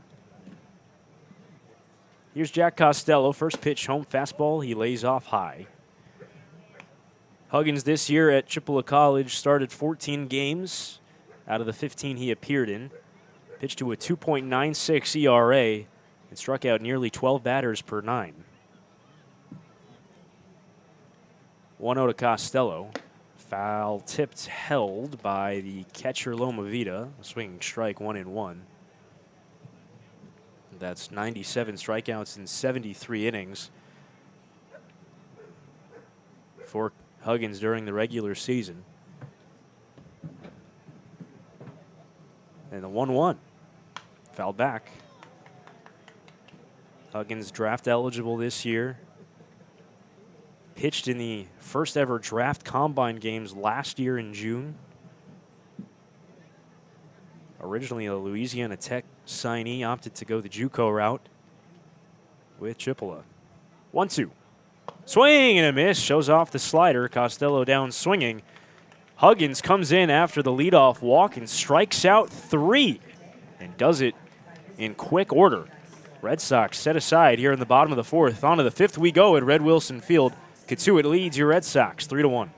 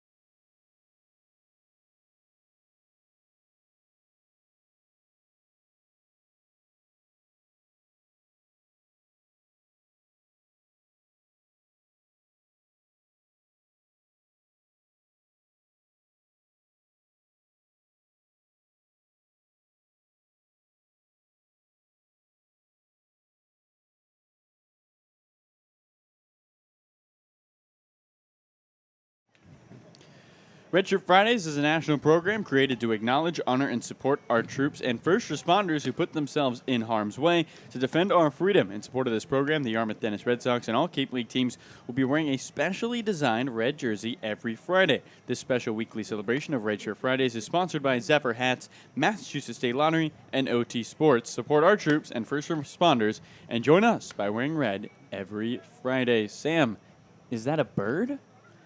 It is a bird. I'm hearing cacaws from the crowd here at Red Wilson Field. New arm on the bump for the Sox is the left-hander out of Nova Southeastern, Matthew Kavanaugh, who will make his 4th appearance for the Red Sox. Still has not yet given up an earned run, just one unearned run across his 5 2/3 innings in his 3 outings. He struck out 7, has walked 2, given up 4 hits. Last time he pitched was a bit of a rougher outing for Matt. He dealt with some traffic against Chatham back on June the 24th. Only went 2/3 of an inning, gave up 2 hits and 2 walks. So he will try to right the ship here against a Cotuit team that leads the Red Sox 3-1. And by the way, going back to that last half inning, Kenya Huggins, that strikeout to Jordan Thompson was clocked at 98 miles an hour. Wow. That's pretty fast. So I'm told. I don't think you can drive that fast. I think the only other pitcher that the Red Sox have faced that's been clocked that high was Alex McFarland. You're right. So don't think you know. Anyways, Kavanaugh will go to work against 2-3-4 in the Cotuit lineup, trying to keep the Red Sox down just 2. 3-1 game now, top half of the 5th. So Eric Yost goes the first 4. Gives up 3 runs on 5 hits. And walked 2, struck out 2. Brooks Baldwin steps in against the left-hander Kavanaugh. Switch hitter batting right. Close set by Matt. First pitch home, slider foul tipped back. Kavanaugh sporting a slightly different look today. He came to the ballpark looking positively baby-faced. Shaved off some of the blonde beardage that he had been sporting so far this season. Still with the flowing golden locks, freshly shampooed, looking silky smooth on a windy day here at Red Wilson Field. 0-1 on its way. Slider hit in the air towards left center field, hit pretty well. Costello going back, as is Carrig. It's Carrig who makes the lunging catch towards the fence in left center. Baldwin retired on a fairly long flyout, 1 away for Matt Kavanaugh. Gotta say, Sam, you made a good observation. Kavanaugh's hair, I think he switched up his shampoo because the last couple of games, it has looked a little extra fluffy atop the mound. Gotta get on the hunt, see if there was any changes for the Birdman who continues to face this line of lefties. It's a left-hand hitter here in Tyler Johnson. We'll get right on that with the investigative journalism and report back to you fans as soon as we can about the shampoo that Kavanaugh uses. First pitch fastball dots the outside corner, strike 1 to Tyler Johnson, who has driven in a run on a ground out and walked.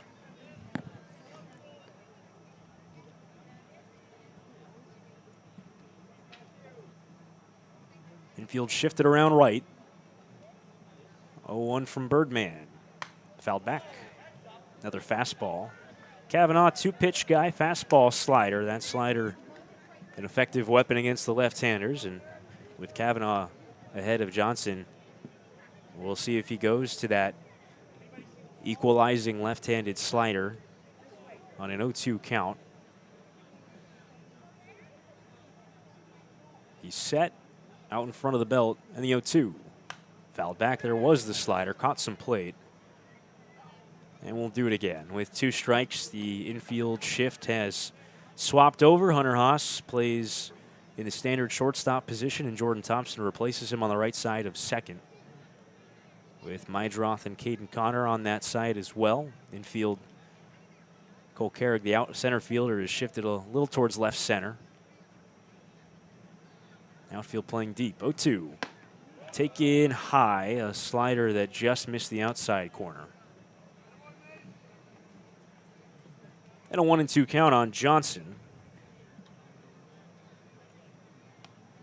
Johnson with his 3 homers pacing this Cotuit lineup. Homered yesterday against Orleans at Lowell Park.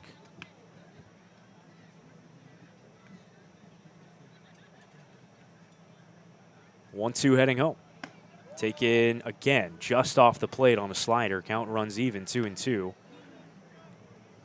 Not sure how much closer that pitch can be. Ryberg and Gonzalez talking things over a little bit.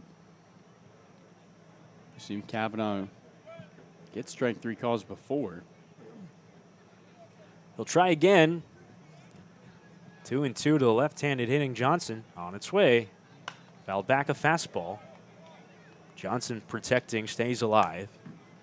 Long turn at bat working here. There will be a 6th pitch.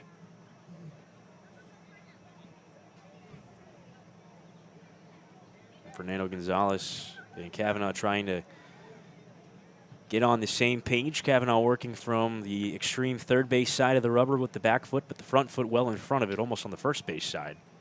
And a closed stance. 2-2. Fastball in there. Strike 3 called. Out of the outside corner. That one to Ryberg's liking. And Kavanaugh picks up his first strikeout. 2 out, nobody on here in this 5th. Yeah, almost the same spot as that slider, Sam, but just straight downhill. And so for Ryberg, on a line, that'll play, and there's 2 away. Another left-hand hitter in Josh Pearson now, the LSU product. Hit by pitch, an RBI single. Again, the infield shifts right. And the first one home. Slider missed away.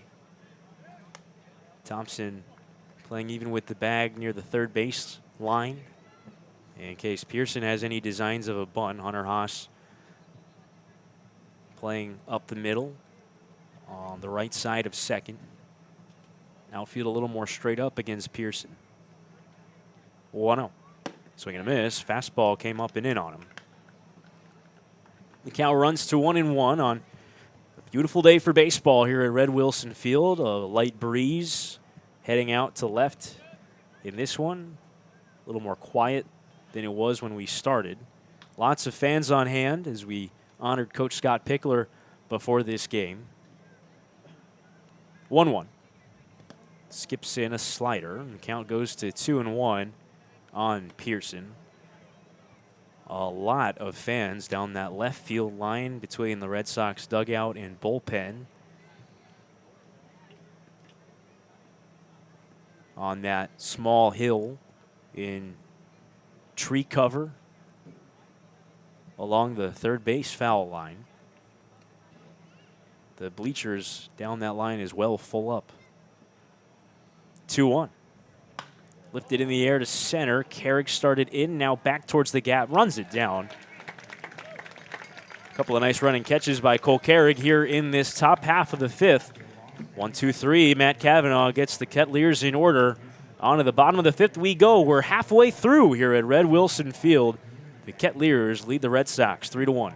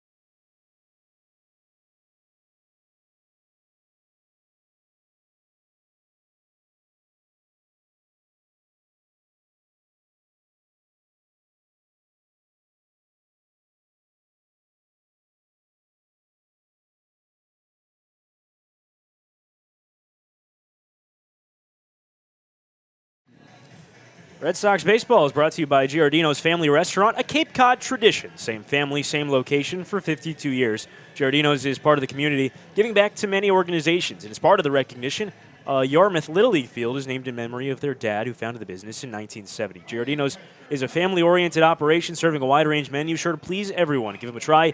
You will come back at 242 Main Street on West Route 28 in West Yarmouth, or visit giardinosfamilyrestaurant.com to check them out. Kenya Huggins impressed us when he came on in relief for the fourth. He's back out for the fifth in a 3-1 game. Red Sox trailing the Kettleers. First pitch home to Fernando Gonzalez. A fastball misses high.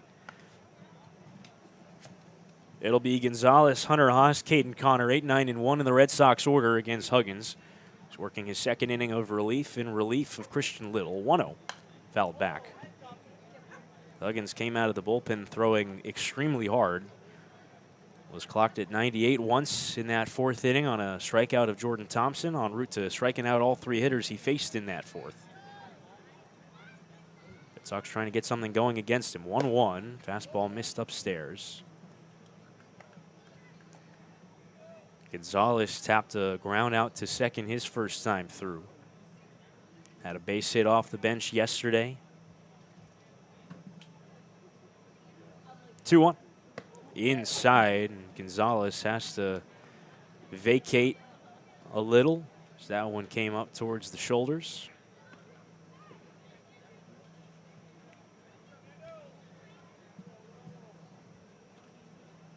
And a 3-1. Fouled back on a fastball. Count runs full on the Red Sox returning catcher, who played in 2 games for YD last summer.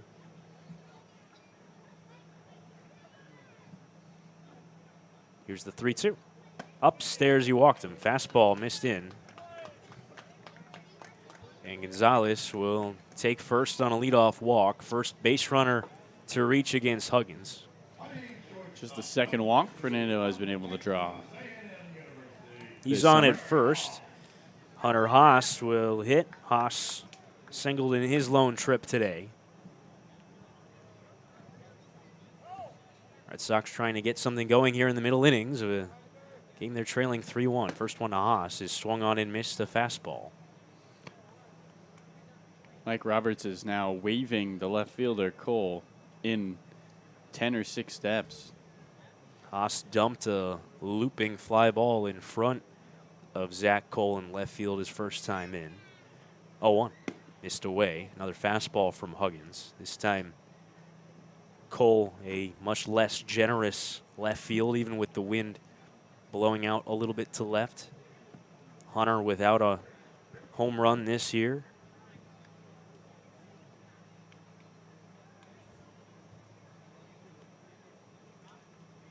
Faces a 1-1. Fouled right side. It'll get out of play. Tyler Johnson giving it a look. That's not the game for Hunter Haas. The home run ball is not part of his repertoire. Guy who's much more of a slappy type hitter. In 2021, his last full season of collegiate baseball, before an injury-plagued 2022, Hunter Haas made contact on more than 90% of the pitches he offered at. 1-2. Checks his swing on a slider, didn't go. Now they'll check. They say no. Joseph Hilton, the first base umpire, throwing his hands to either side in a safe call. 2-2. Gonzalez on at first, none out. On its way. Popped foul back over our heads in the press box and out of play. We'll do it again on an even count. Red Sox trailing 3-1 here in the bottom of the 5th inning. Outfield shaded towards right center and a little shallow against the right-hand hitting Haas. Infield straight up playing for a double play. Huggins working from the first base side of the rubber, sets above the belt and deals a 2-2. Foul back. So Haas fighting to stay alive in this plate appearance. Some shadows stretching across the pitcher's mound from the tree line down the third base line, but lots of sun everywhere else beyond those shadows on the mound and at home plate. 2-2. Slider missed away. Count runs full on Hunter Haas. And Huggins mimes his slider grip as he receives that ball from his catcher, Caleb Lomavita, trying to get on the same page with his body before a 3-2 offering to Hunter Haas. On its way. Oh, in there, strike 3 called. Got him at the knees with a fastball. A delayed call from Tom Ryberg, but Haas set aside looking on a borderline pitch there. And the Red Sox leadoff hitter, Caden Connor, will swing back around and hit. With a runner on first and now 1 out. Connor has struck out and popped to center. Both of those at-bats came against Christian Little, who went the first 3+, allowed a run on 2 hits. Walked 2, struck out 3. His longest outing of the summer thus far in front of a good many scouts. First one to Connor. This is inside, and left-hander takes a fastball for ball 1.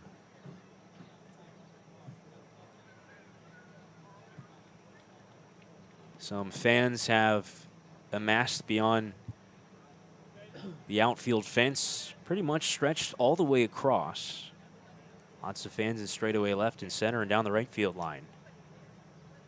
1-0 to Connor. Foul back. Got a piece of a fastball. Count 1-1 on Caden, who swung a good bat yesterday in Harwich. Only came away with a pair of hits in 2 trips, or in 5 trips. But hit the ball hard all night, was robbed of a 3rd hit by Nick Goodwin, the Mariners shortstop, who made an outstanding leaping catch to rob him. He faces a 1-1.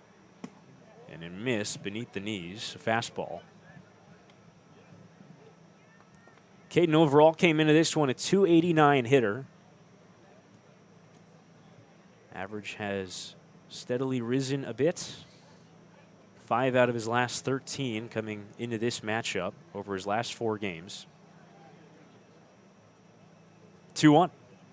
Is rolled up the middle, could be 2. Baldwin gets 1. Relay to first by Ritter in time. A double play. And the Red Sox again set aside here against Kenya Huggins, who works around a leadoff walk, erases it on the twin killing, and moves us along to the 6th inning here at Red Wilson Field. This game is quieted down in the middle frames from a raucous start. The Red Sox trail 3-1. We'll be right back.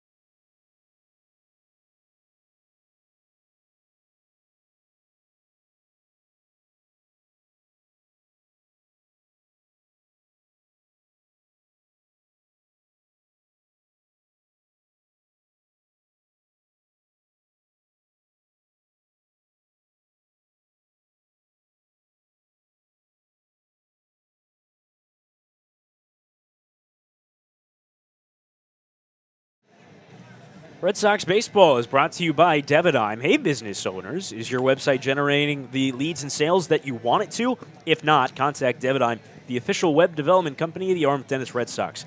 Devidime offers a comprehensive website audit that will identify ways to improve your site and increase your ROI. Check out Devidime.com to learn more. That's Devidime, D-E-V-A-D-I-G-M. Top half of the 6th inning here at Red Wilson Field. Matt Cavanaugh will work a 2nd inning of relief for the Red Sox here at Pokemon in the Park Day. There's lots of fans on hand to take part of the festivities with the Cape Cod Toy Chest, who is sponsoring today's event at Red Wilson Field. The Red Sox will have to catch them all in the bottom half of the 6th, trailing at least 2. It's 3-1 here. Cotuit leading the Sox. as the Red Sox will have to rally the later stages of this game for a 6th consecutive win against a Cotuit team that leads the Cape in total wins. Came into this one 11-2-2, and Matt Cavanaugh will face Zach Cole, Cade Kern, and Ryan Ritter to start things off here in the 6th. Sam Lebowitz alongside Carlo Jimenez. Cavanaugh worked a 1-2-3 5th with a strikeout sandwiched by a couple of flyouts. Cole in this one is 0 for 2. His last time up, he was robbed. Caden Connor made an outstanding diving stop on a ground ball that drove home a run. Left on left here to start things out in the 6th. First one home is swung on and rolled up the middle. Hunter Haas in the shift. Plays and throws out Cole by a stride. 1 pitch, 1 out. To start Cavanaugh's 2nd inning of relief. And Carlo, here it's Pokemon in the Park Day at Red Wilson Field. Are you a Pokemon fan? I was. I still am. I was a card collector, never a game player, but had the Pokemon cards. Would go and buy them, open the packs, show them off to my friends. I don't know. They're in a binder somewhere. Probably donated to Goodwill at this point, but. Here's Cade Kern, right-hand hitter. 0 for 2 as well. First one home from Cavanaugh. Slider taken at the knees, strike 1. I'm the complete opposite. I was more of a game player, still am from time to time when a new one comes around, than a trading card game guy. Did you ever get any shiny Pokemon? I think 1 or 2 in my days. Okay. 1 or 2. Not a shiny hunter. I don't go looking for them. It's quite the grind. Oh, 1 to Kern. Taken low, another slider. Of course, I was a Pokemon player on the video games when Pokemon Go was all the rave. Well, who wasn't? That's exactly where I was going. Feels like forever ago that Pokemon Go came out. Became a phenomenon. 1-1. Fastball and a strike over the inside corner.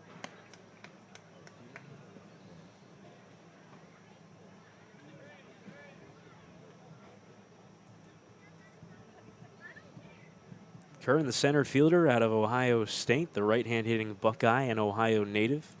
Came into the day just hitting 156 on the summer.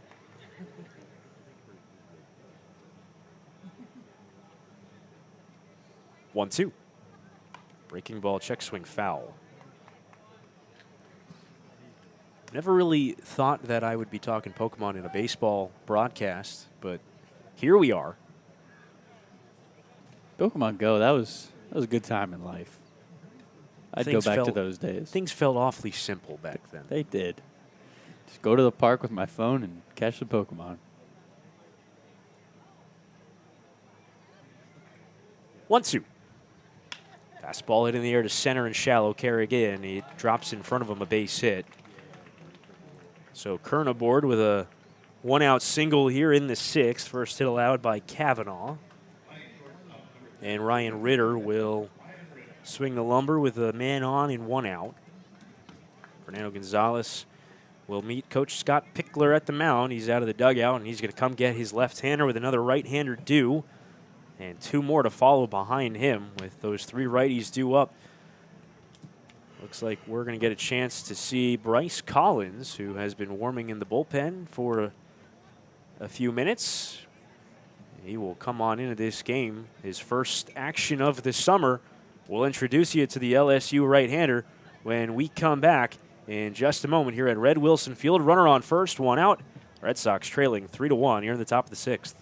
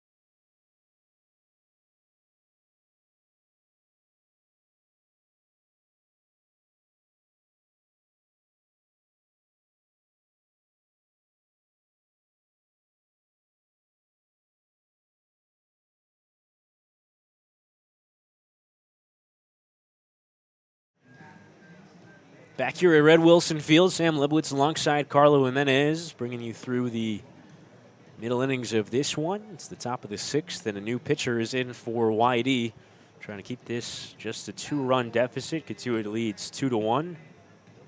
Cade Kern will head back to first base as the scrums break up, as Bryce Collins is done warming up on the mound. He's the new pitcher for the Red Sox here with 1 out in the 6th. Matt Cavanaugh, an inning and a third of relief. We get to see the LSU right-hander out of Valencia, California for the first time this season, right-hander Bryce Collins. Former Arizona right-hander, missed 2 collegiate seasons due to injury, but he was effective out of the bullpen for LSU this year. 20 games, 18 of them in relief, a 3.62 ERA. First one coming home to Ryan Ritter is popped up right side of the infield, right by the first base bag, where Caden Connor squeezes it with 2 hands. Connor was literally right behind the bag, Sam, as you mentioned, and the first baseman, Kern, came over. Connor caught that ball with his right foot on the bag, almost to say, if he was off at all, it would have been a double play. And Collins wants a new pearl. Kyle Karros will step in and take the swings with 2 out. And Kern anchored on first.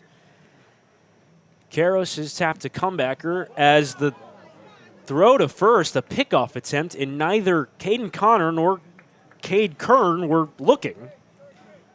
And he threw it well away. It's out of play, and Kern gets all the way to third base. Kern had not yet taken a lead off first, and Caden Connor's attention was not to the pitcher's mound, but Bryce Collins just stepped off and threw one to first that went over the head of Caden Connor, who reacted late. It goes out of play. Up to third goes Kern. That could be a key play in this game, as Kyle Karros, 1 for 2 today, will try to get him home with another run for Cotuit. First pitch, breaking ball missed. Call it an E1. And welcome to YD, Bryce Collins.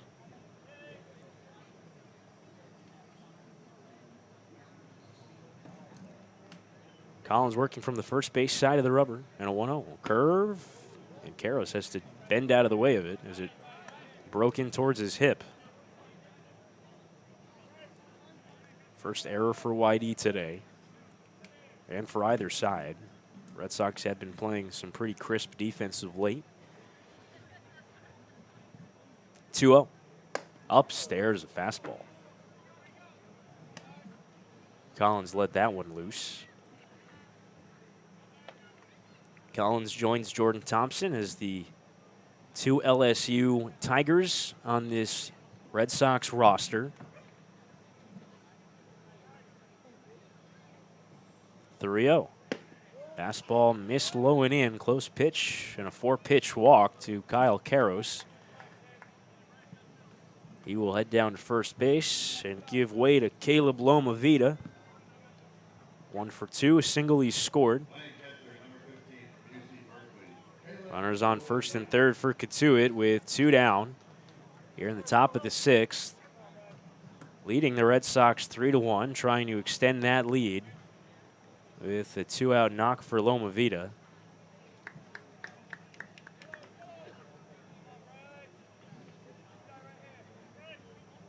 Collins had 20 walks this year in 32 in the 3rd innings. It's more than 5 walks per 9 on average. First one to Lomavita is popped up right side of the infield again. Caden Connor calling all the way. Biggest glove on that side of the infield. He squeezes again with 2 hands and ends things here in the top of the 6th. Collins works around the error and the walk and moves us along to the bottom of the 6th inning here at Red Wilson Field. Red Sox trying to rally to get back in this game. They trail Cotuit 3-1 here at Red Wilson.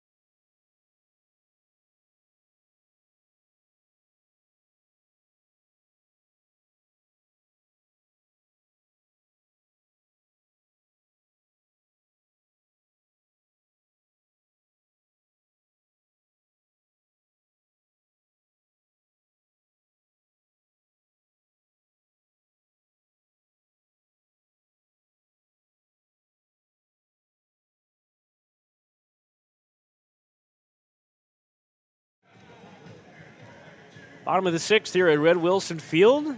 We appreciate you spending your Wednesday evening with us. The Red Sox will try to provide some entertainment here in this home half of the sixth. In a 3-1 game, Cotuit leading your Red Sox. Cole Carrig will lead things off against Kenya Huggins, followed by Chase Meidroth and Johnny Long. You're in the home half of the sixth on a sunny day at Red Wilson Field. First pitch home to Carrig, misses high, a fastball. Sam Lebowitz, Carlo Jimenez taking you through this one. Having a lot of fun hanging out with you and with the two best teams on Cape Cod this summer, squaring off for the second time. 1-0 to Carrig. Is chopped right side of the infield. Johnson plays the high hop, flips to Huggins covering and gets him by a step, one away. Carrig 0 for 3. And it is the sixth inning, which means it's trivia time here in the Whitey Red Sox broadcast. Sixth inning trivia contest brought to you by Coxton Media and Pixie 103 Cape Cod's Rock. We'll give you today's trivia question. You'll answer the question before the next home game. You'll have a few days for that one by going to the Red Sox website, whiteyredsox.com/trivia. Answer correctly, you'll be eligible to win an official Whitey Red Sox game jersey signed by the 2022 Whitey Red Sox team. Here's Chase Meidroth. Takes the first pitch low. Meidroth has the biggest swing for the Red Sox today. In the first inning, he uncorked a solo home run. The lone tally for the Red Sox in this game thus far. His first home run of the season. 1-0. High fastball, 2-0. Today's trivia question: how many players from the 2015 Red Sox championship team played in the major leagues in 2021? That's last season. Don't forget to submit your answers at whiteyredsox.com/trivia. 2-0. Off-speed pitch, a strike, 2-1 on Meidroth. We wish you good luck in that trivia contest. Remember, you'll have until the next Red Sox home game,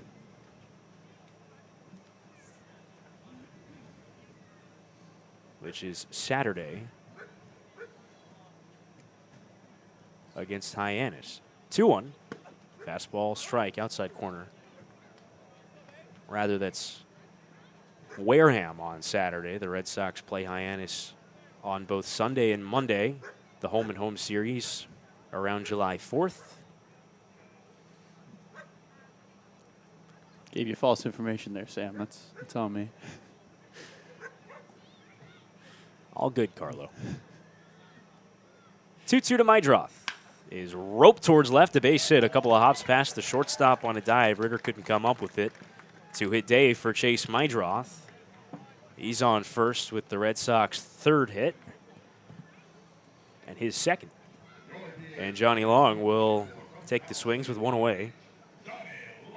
Well, you got your two home run hitters due up, Johnny Long and Luke Franzoni, and with a home run, you can tie this game. So opportunities here for YD, who have been hanging around just within an arm's reach of Cotuit. And let's see if Johnny can pick up his second home run here at Red Wilson. Right on right here. First pitch to Long is taken away. A fastball. Long today walked and grounded out.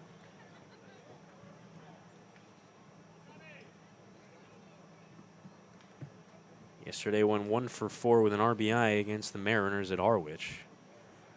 1-0. Swing and a miss. Long comes up empty on another fastball. Red Sox next home game, as we correctly told you, is on Saturday. They're away until then. 1-1. Hit in the air down the right field line. It's going to go foul towards the Cotuit bullpen. Tomorrow, the Red Sox get their first action at Veterans Field in Chatham against the Anglers. Or we'll catch up with a Chatham team that's off to a slow start this season.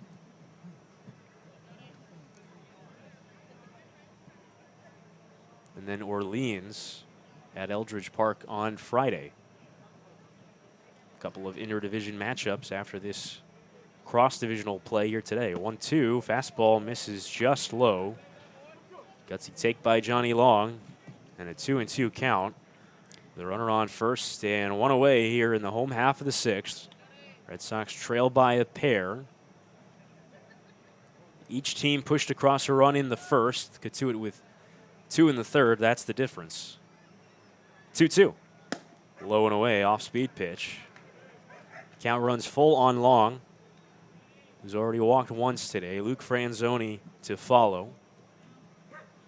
As the Red Sox are looking to win their 6th straight for the first time since 2017. 3-2, Mydroth not going, and it's hit in the air shallow to right center. The second baseman, Baldwin, out, gives way to the center fielder. No, he doesn't. He makes the catch himself. Cade Kern came charging in hard as if he was going to call that play off, but it's Baldwin to squeeze it for the second out. Back to first goes Mydroth, and Franzoni the hitter.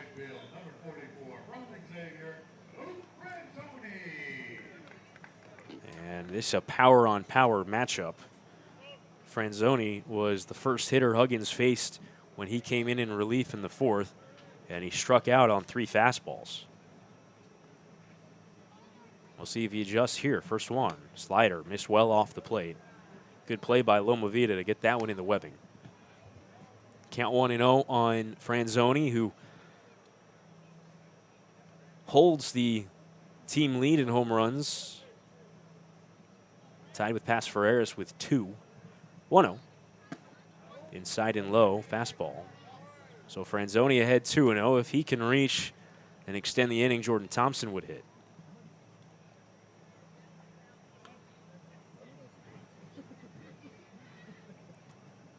Big, tall, 6'2" Franzoni on a 2-0. Smoked foul right side out of play. 6'2" feels like a little short. Luke is a large man.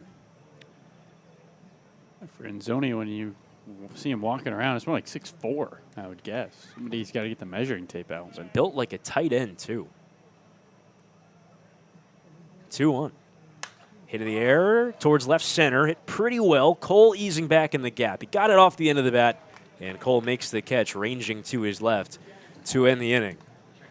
Red Sox get a man aboard on Mydroth's single. Can't push him across. As we move on to the 7th inning here at Red Wilson Field, Red Sox trailing 3-1, and Carlo Jimenez will take you through the back third of this one here at Red Wilson. We'll be right back.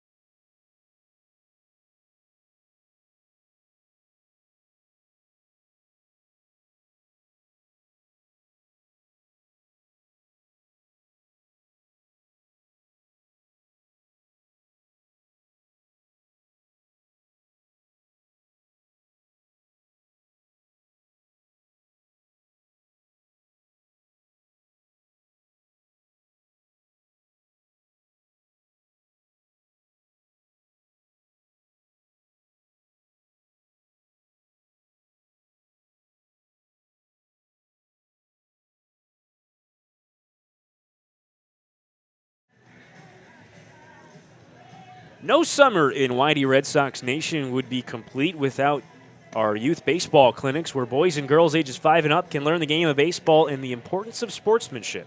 Kids get to master the fundamentals of the game and sharpen their skills in a fun baseball clinic taught by Coach Pickler and the former major leaguers, or future major leaguers on our roster, rather. For more information, go to WhiteyRedSox.com/clinics. This year's youth baseball clinics, proudly sponsored by the Salty Dog Group of Keller Williams Realty, MP Sports Cards, and Giardino's Family Restaurant. The Whitey Red Sox and all the kids who take part in the clinics, thank you. Carlo Jimenez, why don't you start us off here in the 7th inning? thank you, Sam Lebowitz. Top of the 7th coming your way at Red Wilson Field, where the Cotuit Cavaliers hold a 3-1 lead over the Whitey Red Sox, and it's Chandler Simpson, the left-handed batter, to face Bryce Collins on the mound as we get you set for the final 3 frames here at Red Wilson Field. Whitey trying to keep their 5-game winning streak alive. First pitch home. Curveball drops in the strike zone. Off the edge, and the count, no balls and 1 strike. Chandler Simpson with his 8th hit of the day. As here is the 0-1. He taps it big back towards the catcher Collins, who charges, throws to first, not in time. Off the top of the bat, Simpson just gets a piece. That is now his 8th multi-hit game of the summer. And so up comes Brooks Baldwin, the left-handed batter with one on and nobody out. We've talked about that speed of Simpson's all day, and a story that stood out at his time at Georgia Tech. He scored on a sacrifice fly from second base against Pitt. And Coach Danny Hall, who's been at Georgia Tech for quite some time. As here's the first pitch home. A bunt shown by Baldwin. He pulls it back on the bluff as the fastball misses away. 1 ball and no strikes. So the only other player he's ever seen who was as fast as Simpson was NC State star Trey Turner. Good company for Chandler, who leads it first. 3-1 Cotuit the advantage. 1 ball and no strikes the count. A pitch in the dirt from Collins, and the count 2-0. And it looks like, Sam, there's some action in that YD bullpen down the third base line. Zach Veen is up and stretching. He has not yet started throwing, it looks like. All right. Shadows starting to scar Red Wilson Field across the shallow parts of the infield and the left side of the infield dirt. Simpson at first. Here's the 2-0. Fastball misses up and away. 3 balls and no strikes. Flag blowing hard out to left. Best crowd of the summer here at Red Wilson Field on a day where YD honored Coach Scott Pickler before the game. Here comes a 3-0 from Collins. Baldwin another bunt. He bunts it foul back towards Pokemon in the Park. One of the events here at Red Wilson, and the count 3 balls and a strike. Simpson at first, 8 stolen bases, 3rd on the Cape. He's only played 10 games. 3 balls and a strike to Brooks Baldwin, the 2-hole hitter, trying to give Cotuit their 7th road win. They are 6-0 on the road. 3-1. He shows a bunt, looks at ball 4. Fastball misses away. Simpson on to second. Brooks Baldwin reaches for the 2nd time today as he walks to first. First 2 batters of the 7th inning reach. And up comes Tyler Johnson. Another walk for these YD Red Sox, Sam, and that has been a problem here today. Now 5 walks allowed by the pitching staff. And that in particular was a difficult at bat for Bryce Collins because the hitter is trying to bunt and unable to throw a strike. Lefty Tyler Johnson looks at a first pitch.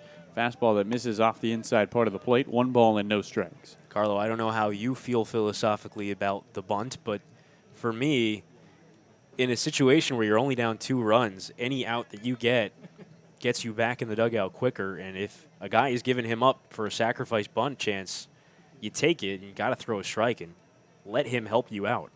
1-0, a swing and a miss by Johnson. 1 ball and 1 strike. Fastball by him. But Collins was unable to throw enough strikes in that at bat. And he's got himself a bit of a mess here. Chandler Simpson at second. At first is Brooks Baldwin. 3-1, Cotuit leads YD. Nobody out. We're in the top of the 7th, and Collins trying to keep this game within an arm's reach. He looks towards Johnson, whose bat bounces off the left shoulder. Here's a 1-1. Johnson shows bunt, pulls it back, and Collins not throwing.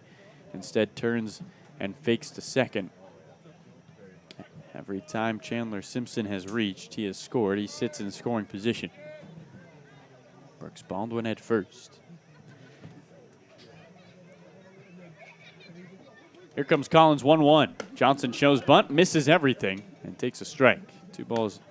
No, a ball high. Looked like he held the bunt there a little long, but home plate umpire Tom Reinberg says that's above the zone, and Johnson pulled it back in time to count 2 balls and a strike.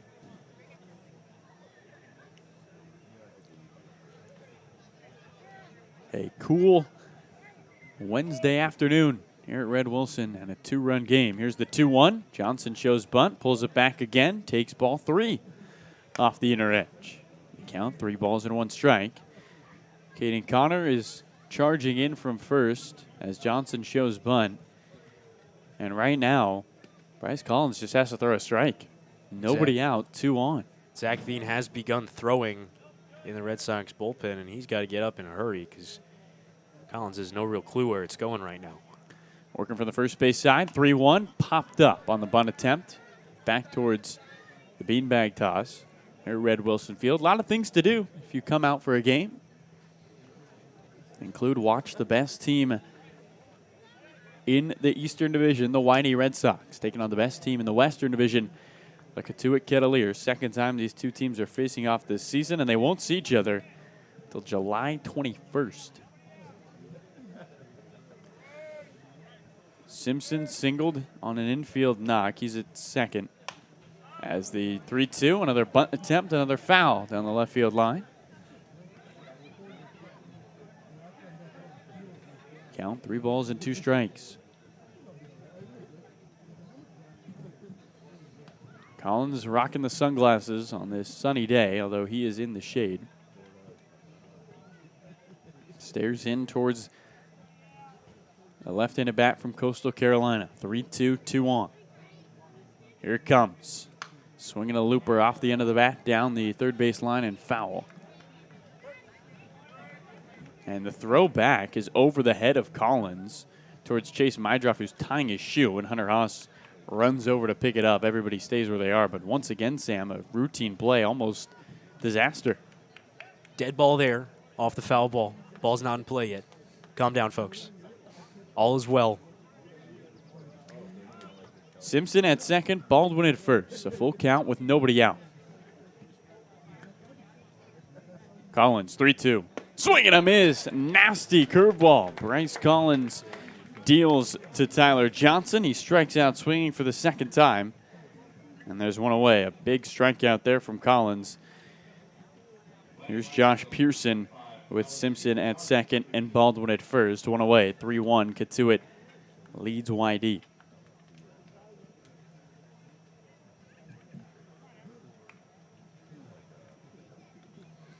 Pearson with an RBI single back in the third inning. He reached in the first as he was hit by a pitch. Another left-handed batter looking to take advantage of the runners in scoring position. First pitch to him. He nubs it off the end of the bat. First base side. First baseman Caden Connor has trouble at first. Underhand flips to the covering Bryce Collins, and it is in time. Chandler Simpson's on to third. Following him, Brooks Baldwin goes to second, but YD does get the out, and there's now 2 away with 2 in scoring position for Zach Cole. You wonder if Caden Connor was thinking about throwing a second there to get the force out, and maybe just didn't look that one into the glove, but a good recovery there. He's giving some attention to his hands right now. The outfielder is back up a couple steps. 2 on, 2 out.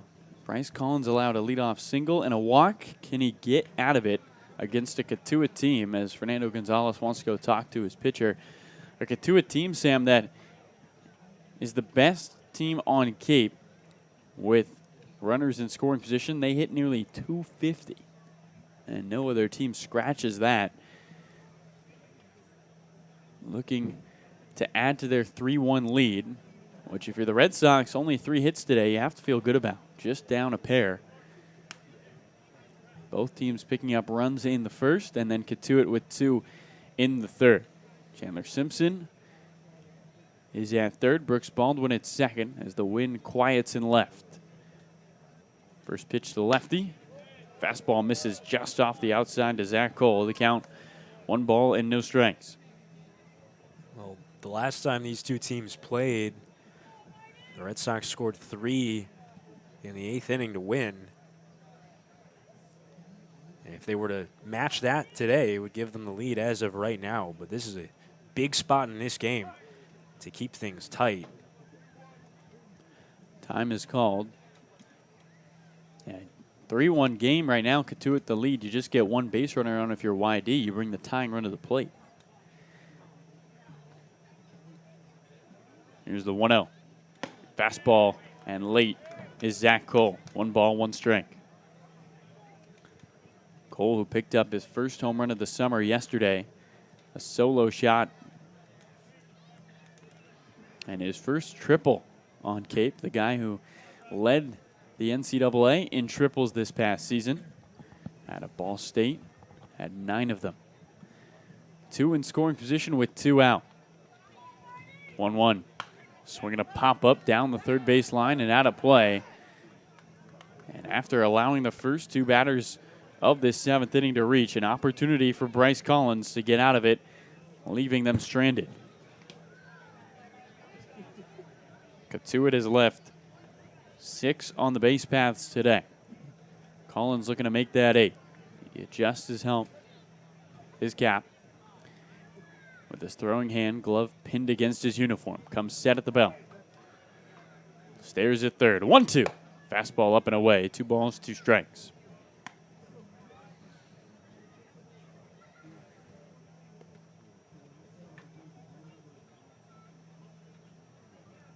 Zach Cole, who has 4 RBIs this summer, looking for more. Shadows engrossing the infield here at Red Wilson. The wind blowing to left. 2-2. Fastball well upstairs and a full count with 2 outs. And after getting ahead of Cole, those last 2 fastballs really not competitive offerings for Collins, missing well high on both of them. Easy takes for Cole to get him back in this count. And now we have an action pitch brewing. Cade Kern is on deck. He singled his last time up. Chandler Simpson at third. Brooks Baldwin at second. 2 gone, 3-1. Cotuit leads YD. Here's a 3-2. Swinging a ground ball right side, right at the second baseman, Mydroff. He gloves, tosses to first. That does it. The first 2 batters of the frame reach, but they are left on the base paths. Cotuit has now left 8 aboard. It's time to stretch here at Red Wilson Field. The YD Red Sox hanging around, down 3-1 to the Cotuit Kettleers.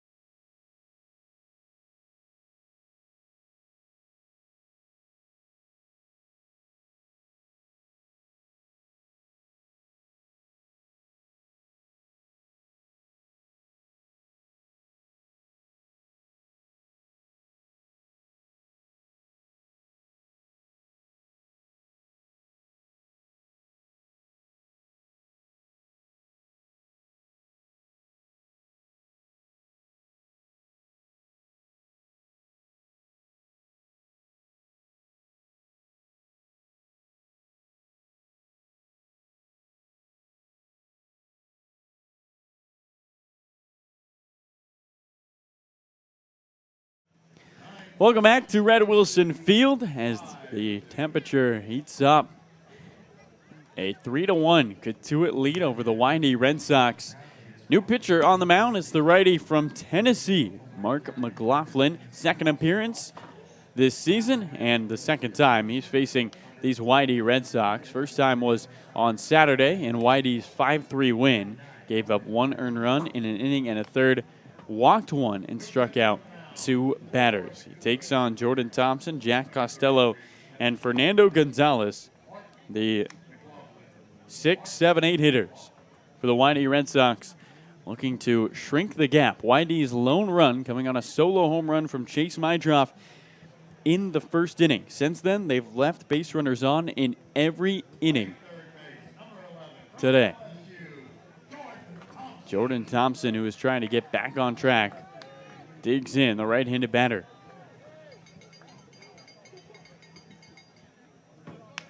On the day that YD celebrates Scott Pickler, can they come back once again against Cotuit? First pitch fastball misses up and in.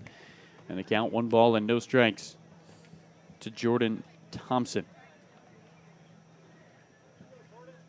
An open stance for Thompson. His left toe matching up with his right heel, 1-0. And he looks at a fastball that's back to the backstop. 2 balls and no strikes.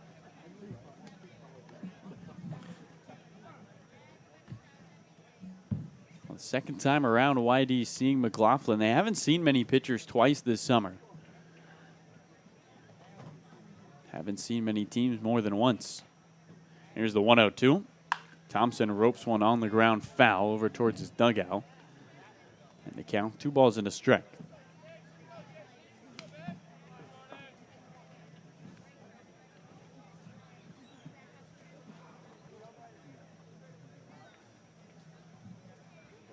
Thompson looks on. Bat bouncing off his right shoulder. 3-1, Cotuit leads YD. The 2-1. And he checks his swing. Did he go? Yes, says home plate umpire Tom Ryberg. 2 balls and 2 strikes.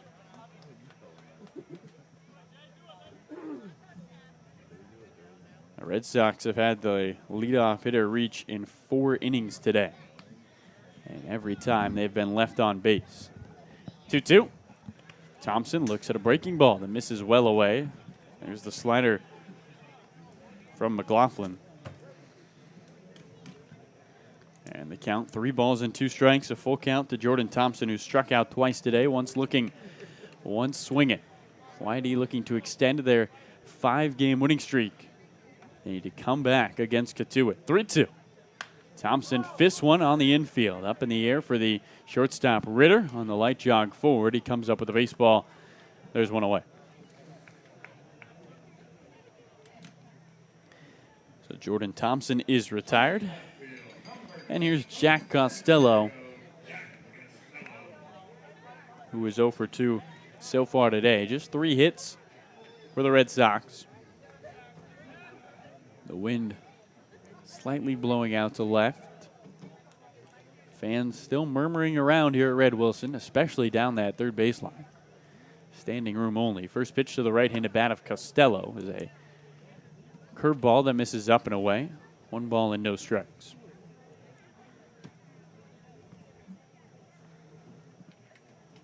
Costello did not play Cotuit last Saturday. 1-0-2. And he takes a fastball below the knees. 2 balls and no strikes. So right now, McLaughlin falling behind early against these YD hitters.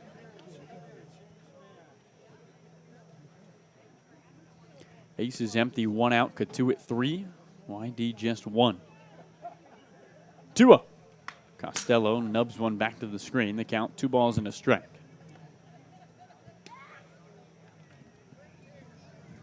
Jack, who had the biggest hit yesterday against Harwich, a 3-run home run into left. First 3-run home run of the season with these YD Red Sox. Here's the 2-1 down the hill.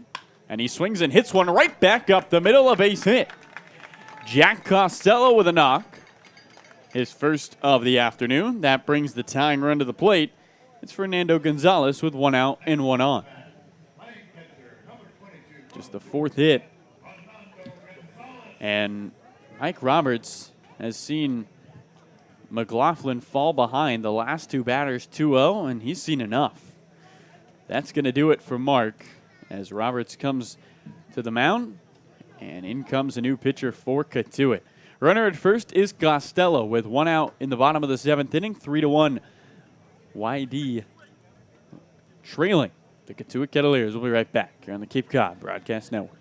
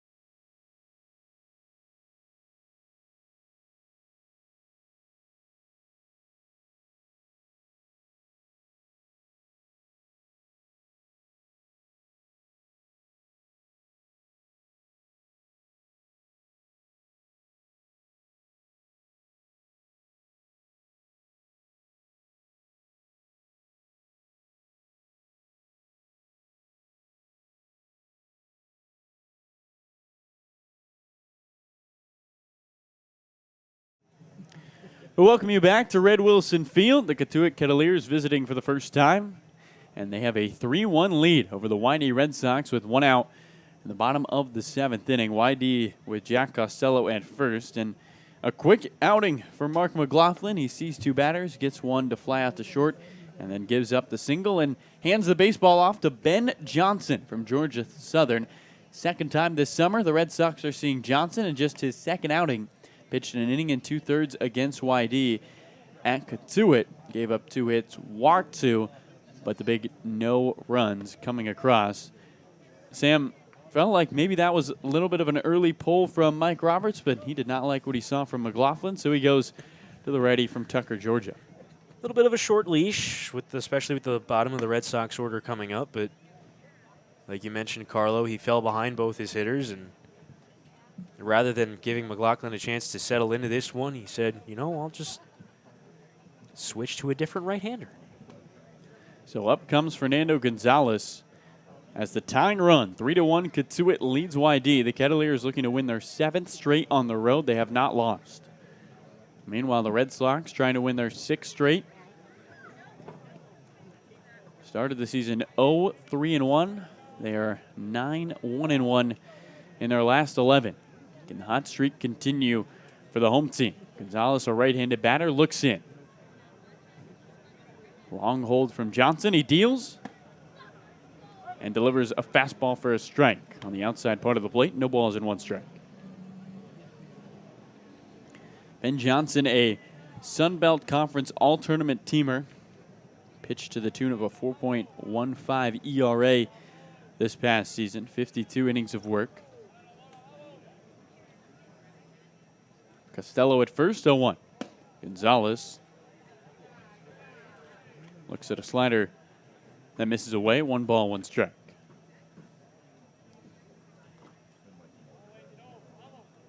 A YD team that has been carried by their pitching. Once again, fantastic today. Just 3 runs allowed against the stout offensive Cotuit. 1-1.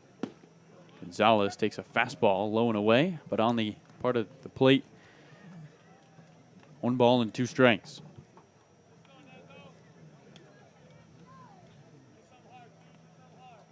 Nando, as he is called by his teammates, digs back in. Has picked up hits in back-to-back games. Trying to make it 3 in a row. 1-2. And he does not swing at a slider that misses well away. The count, 2 balls and 2 strikes. In those 2 games that Gonzalez played last summer for Cotuit, or for YD, excuse me, he had a hit against Cotuit, and it was a double. Costello at first, 2-2. Gonzalez lifts one off the end of his bat, fouled on the first base line. Bottom of the 7th, 3-1. The Cotuit Cavaliers lead the YD Red Sox. One of just 2 home games this week for YD. They'll take on Hyannis and Wareham. The Hyannis game comes on Monday before the off day on Tuesday. Costello with a 3-step lead at first. Throw back to him is over the head of the first baseman Johnson and out of play. And that's a free 90 feet for Jack Costello, who's in scoring position. The air goes against the pitcher, Ben Johnson. Trying to throw to Tyler Johnson. Those two not related. The Johnson connection not working there. Not a family company. 2-2. The pitch. Gonzalez takes ball 3. Change up low. 3 balls and 2 strikes with 1 out. Fernando working a good at-bat. He got aboard on a walk back in the 5th. The Red Sox have left a runner on in every inning but the first. In that first inning, they scored their lone run. Can the offense start to swing the bat with runners on? Johnson from the first base side of the rubber. 2 looks at Costello at second. 3-2. Gonzalez pops one up down the right field line. Foul. Count remains at 3 balls and 2 strikes. The infield now completely in the shade. The flag still blowing out to left, but not very hard. And A lot of fans standing around, nervously watching their Whitey Red Sox, hoping for a win. 3-2. Gonzalez swings and misses at a changeup.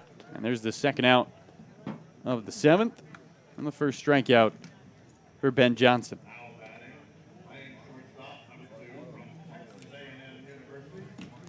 So up stands Hunter Haas, who singled back in the 3rd inning and struck out looking in the 5th. YD honoring Scott Pickler pregame and taking on the best team on Cape record-wise in Cotuit. Costello with a huge lead at second base. First pitch to the righty. Slider misses low. 1 ball and no strikes.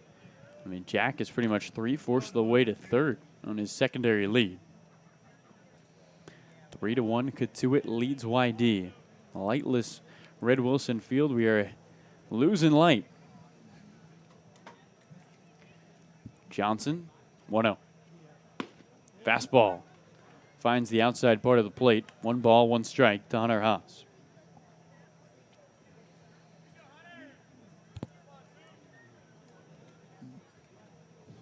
Red Sox team that has not lost a game in which they have scored more than a run, trying to score more than a run here. 1-1.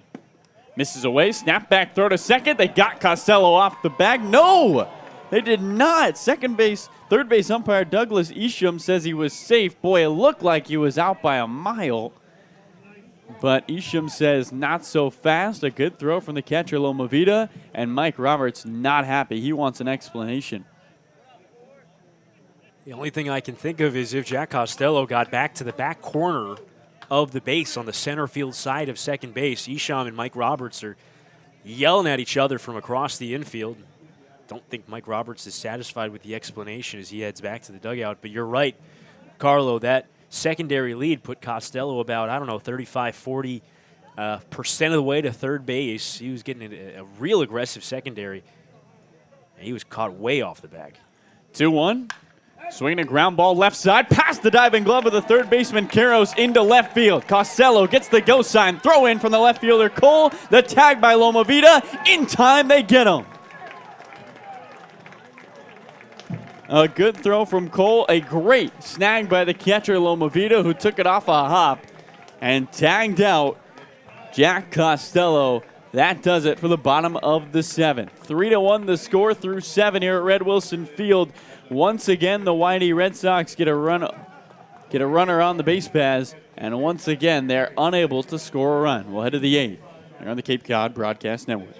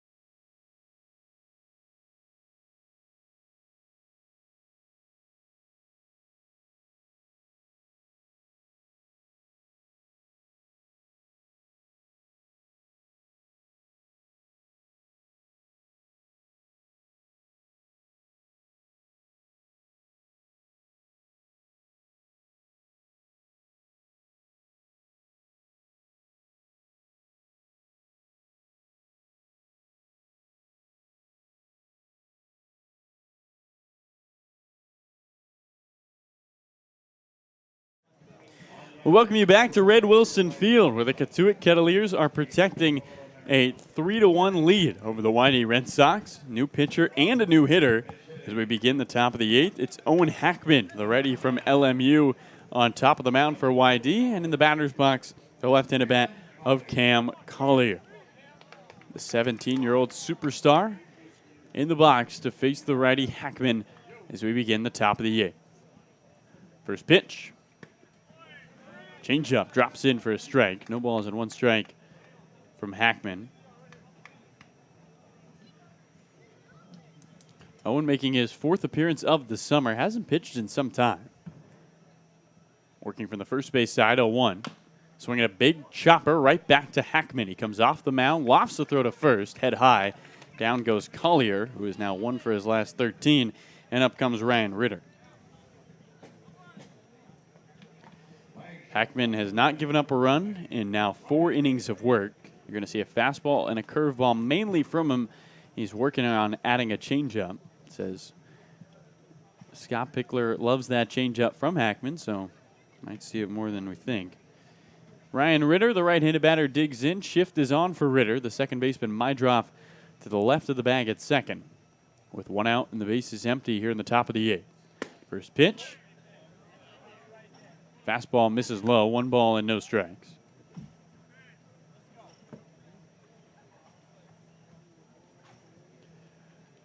Lone defender on the right side of the infield is Caden Connor, who's playing off the bag at first. Hackman in a closed-off stance, 1-0. Swinging a slow chopper. Hackman backhands it, diving to his right, gloves it, fires a fastball to first in time. Owen Hackman showing off the athleticism as he cut off that slow chopper to the left side and did it all by himself. There's 2 away. Hey, pitchers are athletes too. That's an outstanding play by Hackman on a slow grounder to the left of the mound.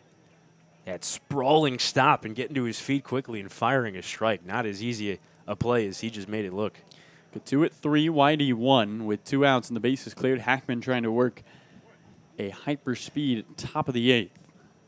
As he looks on, comes set at the belt, facing the righty Caros. Here's the pitch down the hill. Fastball misses low and away. 1 ball and no strikes. Some fans have started to go home at Red Wilson as the temperature has dropped and it encroaches dinner time.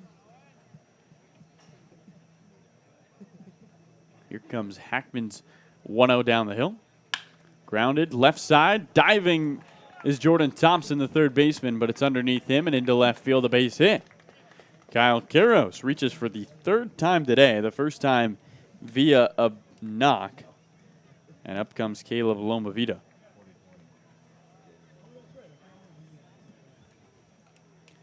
Lomavita, the 9-hole hitter, singled and scored back in the 3rd, but it looks like it's not going to be Caleb, as somebody's going to pick up their batting gloves. We'll see who it is. Nobody has come out of the dugout just yet for Cotuit. Sam, any idea? Looks like Carter Trice is the guy out of the dugout. Trice hitting .241 this summer with a home run and 4 RBIs at Old Dominion, heading to NC State. He was on the rail, heard his name called, and had to go grab his batting gloves out of his bag and his bat, and has not taken a practice swing as he digs in. Looks almost as if he was surprised to hear his name called by the PA announcer as a pinch hitter. Runner at first, 3-1, Cotuit leads YD. Caros off the bag, and the Red Sox trying to keep this a 2-run game. Hackman peeks over his left shoulder, deals home, and the right-handed bat of Trice looks at a ball low. Carter, who played with Cotuit last year in 47 at-bats and 13 games played, hit .213 during the regular season.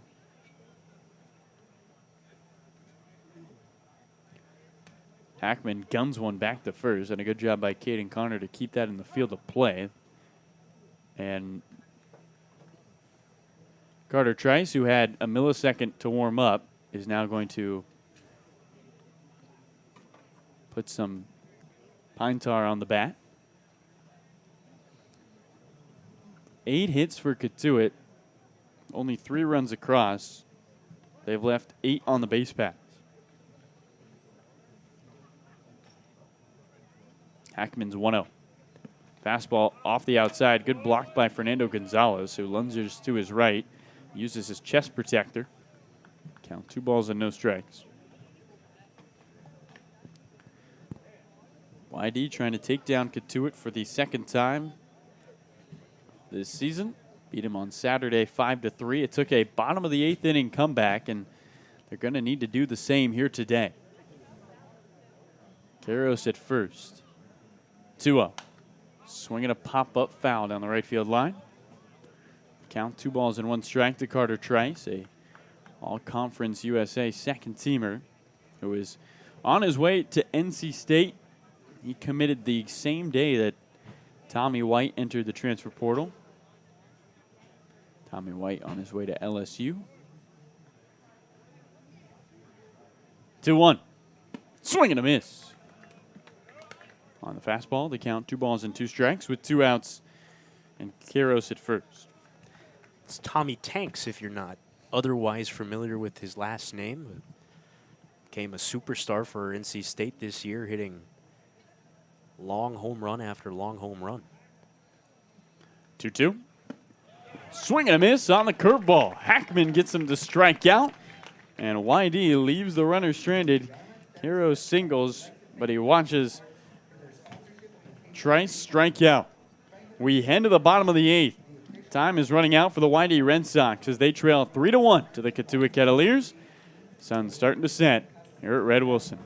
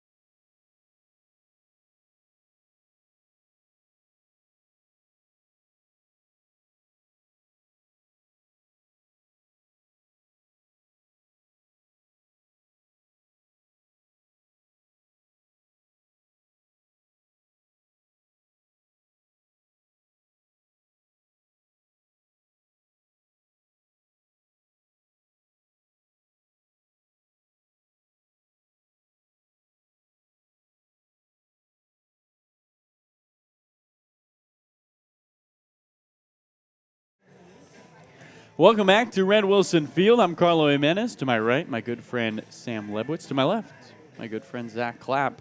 As we begin the bottom of the 8th inning, 3-1. The YD Red Sox trail the Cotuit Cavaliers. Second matchup between these two teams in just 5 days. And right now, YD needs another bottom of the 8th inning comeback. Caden Connor, the left-handed batter, starts things off. So here's the first pitch from Ben Johnson. Fastball catches the inside part of the plate. No balls and 1 strike. Couple defensive changes for the Cavaliers. In center is Victor Scott II, as Cam Collier batted for Cade Kern, but Collier not staying in this game. In comes an 0-1.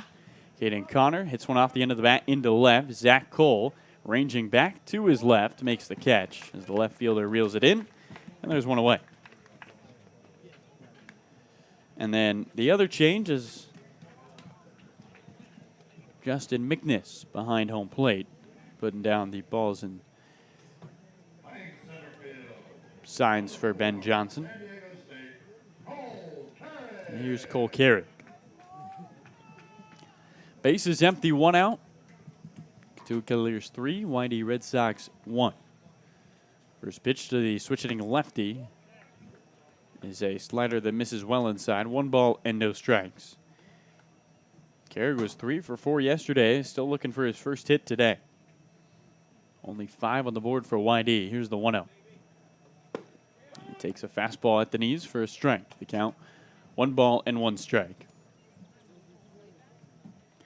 Sun behind the clouds down the third base line. There's the 1-1 to Carrick. And he swings and taps it off the end of the bat on 2 hops for the shortstop Ritter. Charges, gloves, belt high. Throws to first.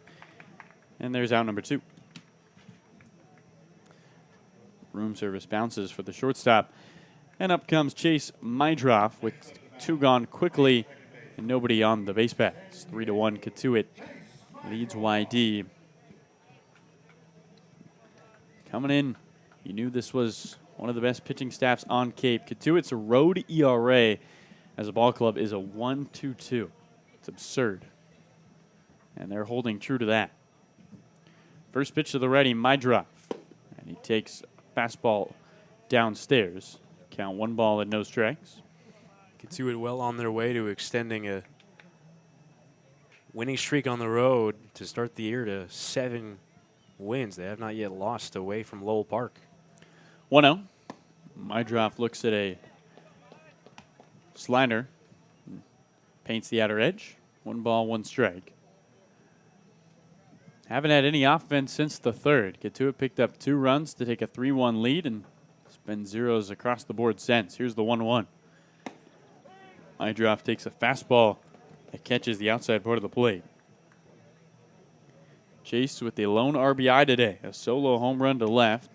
He's got 2 hits. Single back in the 6th. Johnson doesn't like the first sign or the 2nd or the 3rd. But he says yes to the 4th. 1-2. Ball in the dirt on the changeup. The count 2 balls and 2 strikes with 2 outs. 3-1 Cotuit leads YD.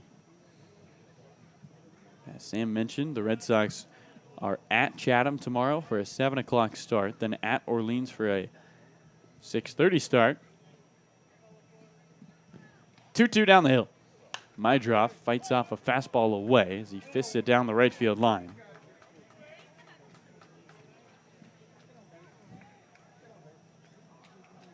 Temperature quickly declining. What was once 3 rows of lawn chairs down that third base line has turned into 1. 2-2. Mydroff takes ball 3. Change up downstairs. 3 balls and 2 strikes.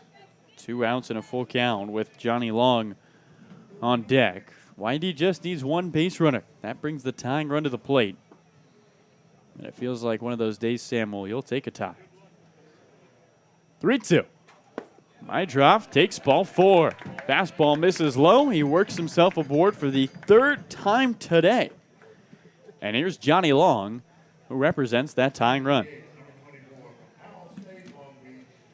And as interesting as this at-bat gets with the power that Johnny Long possesses, you almost got to think about the on-deck hitter as well. And Luke Franzoni, who has as much power as anyone in this Cape Cod Baseball League. And Mike Roberts now wants to go talk to his pitcher as he heads out of the dugout. Sun is setting, but not really in real jeopardy just yet.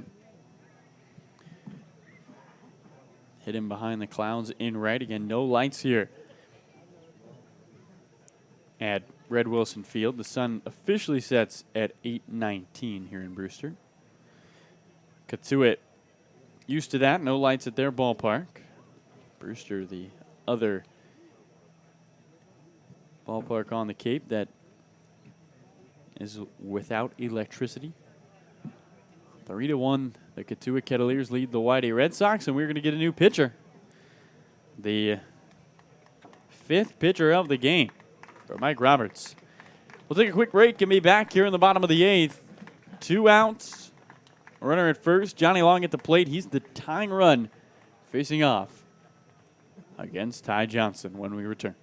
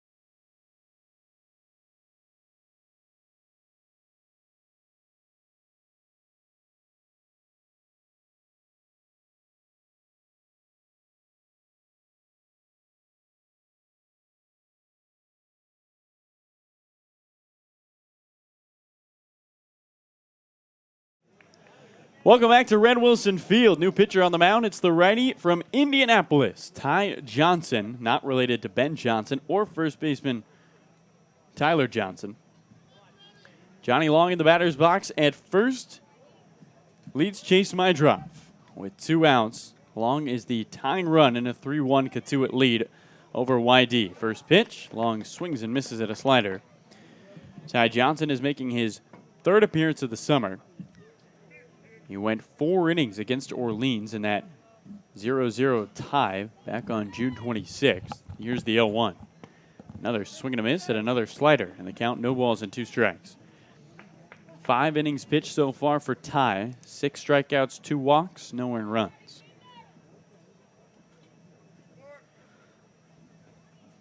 Here comes an 0-2. That breaking ball sweeps away. Another slider.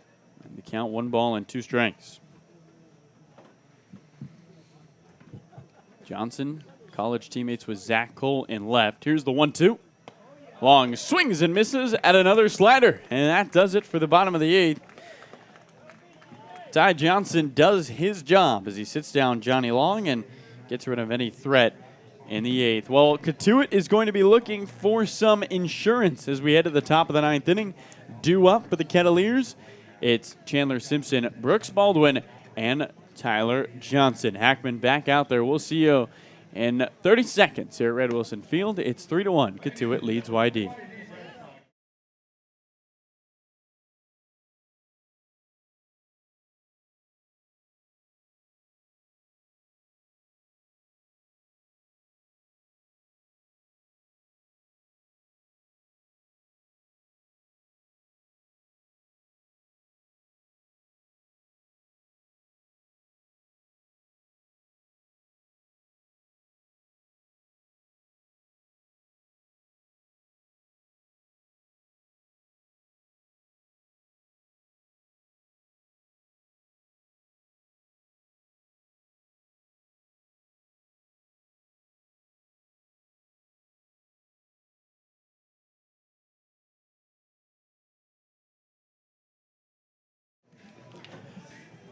Hope you didn't miss us. Top of the 9th inning coming your way here at Red Wilson Field. 3-1, the Cotuit Kettleers lead the YD Red Sox in what has been a 3-1 game since the top of the 3rd inning.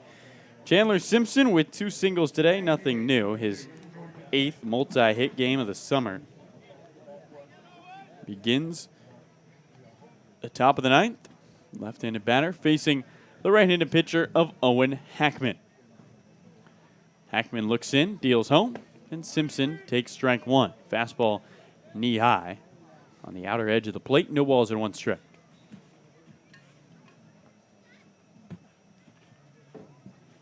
Chandler Simpson, who, Sam, we probably won't see next time we see Cotuit on July 21st. 0-1. That ball misses well inside. On the curveball from Hackman, 1 ball and 1 strike. He is draft eligible. And after leading the NCAA in average this past season at Georgia Tech, a name that might attract scouts, especially with his hitting here on Cape. Above 450 in his 11 games. 1-1. Swinging a looper down the left field line. That lands fair. Simpson has wheels, heading for second as the left fielder Costello picks it up in foul territory. Chandler Simpson is on to second base with a stand-up double. His 3rd hit of the day, his first extra base hit, and a leadoff double to begin the top of the 9th. A good sign for a Cotuit team looking to add to their 3-1 lead over YD. Here's Brooks Baldwin, the left-handed batter. And that draft can't come soon enough if you're the YD Red Sox, because that's 5 hits across 2 games now for Chandler Simpson. It feels like he's getting on base almost every time he comes up to the dish against the Sox. And that just a little blooper along the left field line that took Jack Costello far enough into foul territory that it was an easy stand-up double. With Simpson's wheels, he can fly. Baldwin, who leads the Cape in hits, 1 double today. He digs in, a left-handed batter, as Hackman looks towards second. And now with Simpson at second, Owen Hackman has to think about 2 things at once. Baldwin walked his last time up. Here comes a 3-1. Swing and a miss on the curveball. The count, no balls and 1 strike. Nobody out. Cotuit 3, YD 1. Red Sox on the precipice of losing their first game in 5 games and ending their 5-game winning streak, although we went back in the records books. YD once won 9 games in a row in 2017. Here's an 0-1. Fastball off the end of the bat and back towards the screen, foul. No balls and 2 strikes. But, Sam, they lost in the first round of the playoffs against Brewster, so as well as you play in the regular season, it all goes away once August hits. Those regular season win streaks can help you get into the playoffs, but it's the win streak you want to have in the playoffs that's going to win you a ring. Sun starting to peek out from behind the clouds as we head towards sunset here in South Yarmouth. Chandler Simpson at second, an 0-2 count to Brooks Baldwin. Here it comes. Fastball misses up and away. Gonzalez pops out of his squat. And Sam, we mentioned coming into this game how good of a defensive catcher Fernando Gonzalez is. And you have to imagine the respect that Mike Roberts has shown Gonzalez. We have not seen Cotuit run. Fernando's arm has kept them quiet. Hackman's 1-2. Curveball misses low. 2 balls and 2 strikes. You're right, Carlo, especially after Brooks Baldwin was picked off third base by Gonzalez in the first inning on a back pick. Mike Roberts has not attempted a stolen base in this game. Time is called by Gonzalez as the sun illuminates Red Wilson Field. No lights here. 3-1. Cotuit leads YD with nobody out in the top of the 9th. Hackman's 2-2. Swing and a miss. Curveball got him to chase. Second strikeout for Owen Hackman. And there's one away. And while Cotuit does have this 3-1 lead, Sam, they've left 9 on the base paths today. It has not been the cleanest game for the Kettleers. But you'll take the wins any way you can get them. And right now in the driver's seat, Hackman a closed-off stance, facing the left-handed bat of Tyler Johnson. He looks at second, looks home, takes another peek at second, and deals. And a curveball smacked into center field. Carrick, the center fielder, to his right. He dives. It one-hops the wall. Chandler Simpson rounds third. On a light jog, he comes home and scores. Tyler Johnson ropes one into right center field. That's good for an RBI. And Cotuit increases their lead. It's now 4-1 Kettleers in the top of the 9th. First hit, second RBI for the lefty out of Coastal Carolina. And up comes the left-handed bat of Josh Pearson with 1 out. Carey gave it his best effort, kind of overshot that ball on the dive, Sam. It went underneath his stomach as it went over to the wall. It's going to be a tough play regardless. That ball had some serious exit velo from the big left-handed slugger Johnson. Thought it had a chance to actually get out, but just hit on too low of a line drive. Another left-handed bat of Josh Pearson digs in. Golden hour here at Red Wilson Field, but there's not been a lot of shining moments for these YD Red Sox today. A team that had won 9 of their last 11. This one not done yet, but as Cotuit continues to add to their lead, the tougher that hill looks for YD. Tyler Johnson leads at second base. First pitch home. And Josh Pearson appraises a first pitch strike on a fastball. No balls and 1 strike. Groans out of the Cotuit dugout.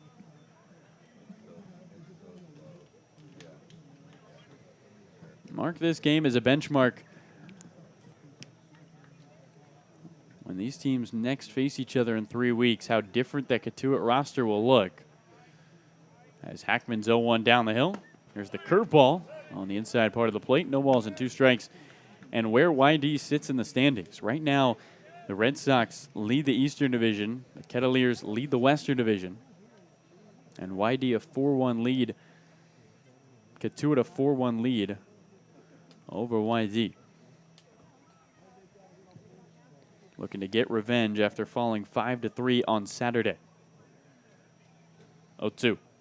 Fastball, swing and a miss. Another strikeout for Owen Hackman. His third. And up comes Zach Cole. Hackman still needs one more out, but due up, Franzoni, Jordan Thompson, Jack Costello. Those three combined today. 1 for 7. Franzoni took a walk. I'm sure that if the Red Sox get a couple base runners on and get the bottom of the order up, we'll probably see a pinch hitter, maybe Luke Schliger. Not quite sure if Mike Bovey's available today. First pitch to the lefty, Zach Cole. There's a strike on the inside part of the plate. Fastball from Hackman. 4-1. Cotuit leads YD. We're in the top of the 9th inning. Thanks so much for joining us here on this Wednesday afternoon. Two of the top pitching staffs on the Cape, and it's been that kind of day. Hackman looks at second. Here comes the 0-1. Swing and a foul in on the hands of Zach Cole. Count no balls and 2 strikes. 10 hits for the Kettleers. 4 runs have come across. Tyler Johnson leads at second after his RBI double.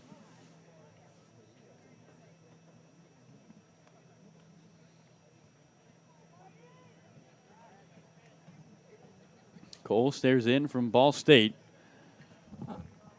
An 0-2 count to him. Hackman deals. Swing and a miss on a curve. Owen Hackman strikes out the side, but he gives up 2 doubles and 1 run.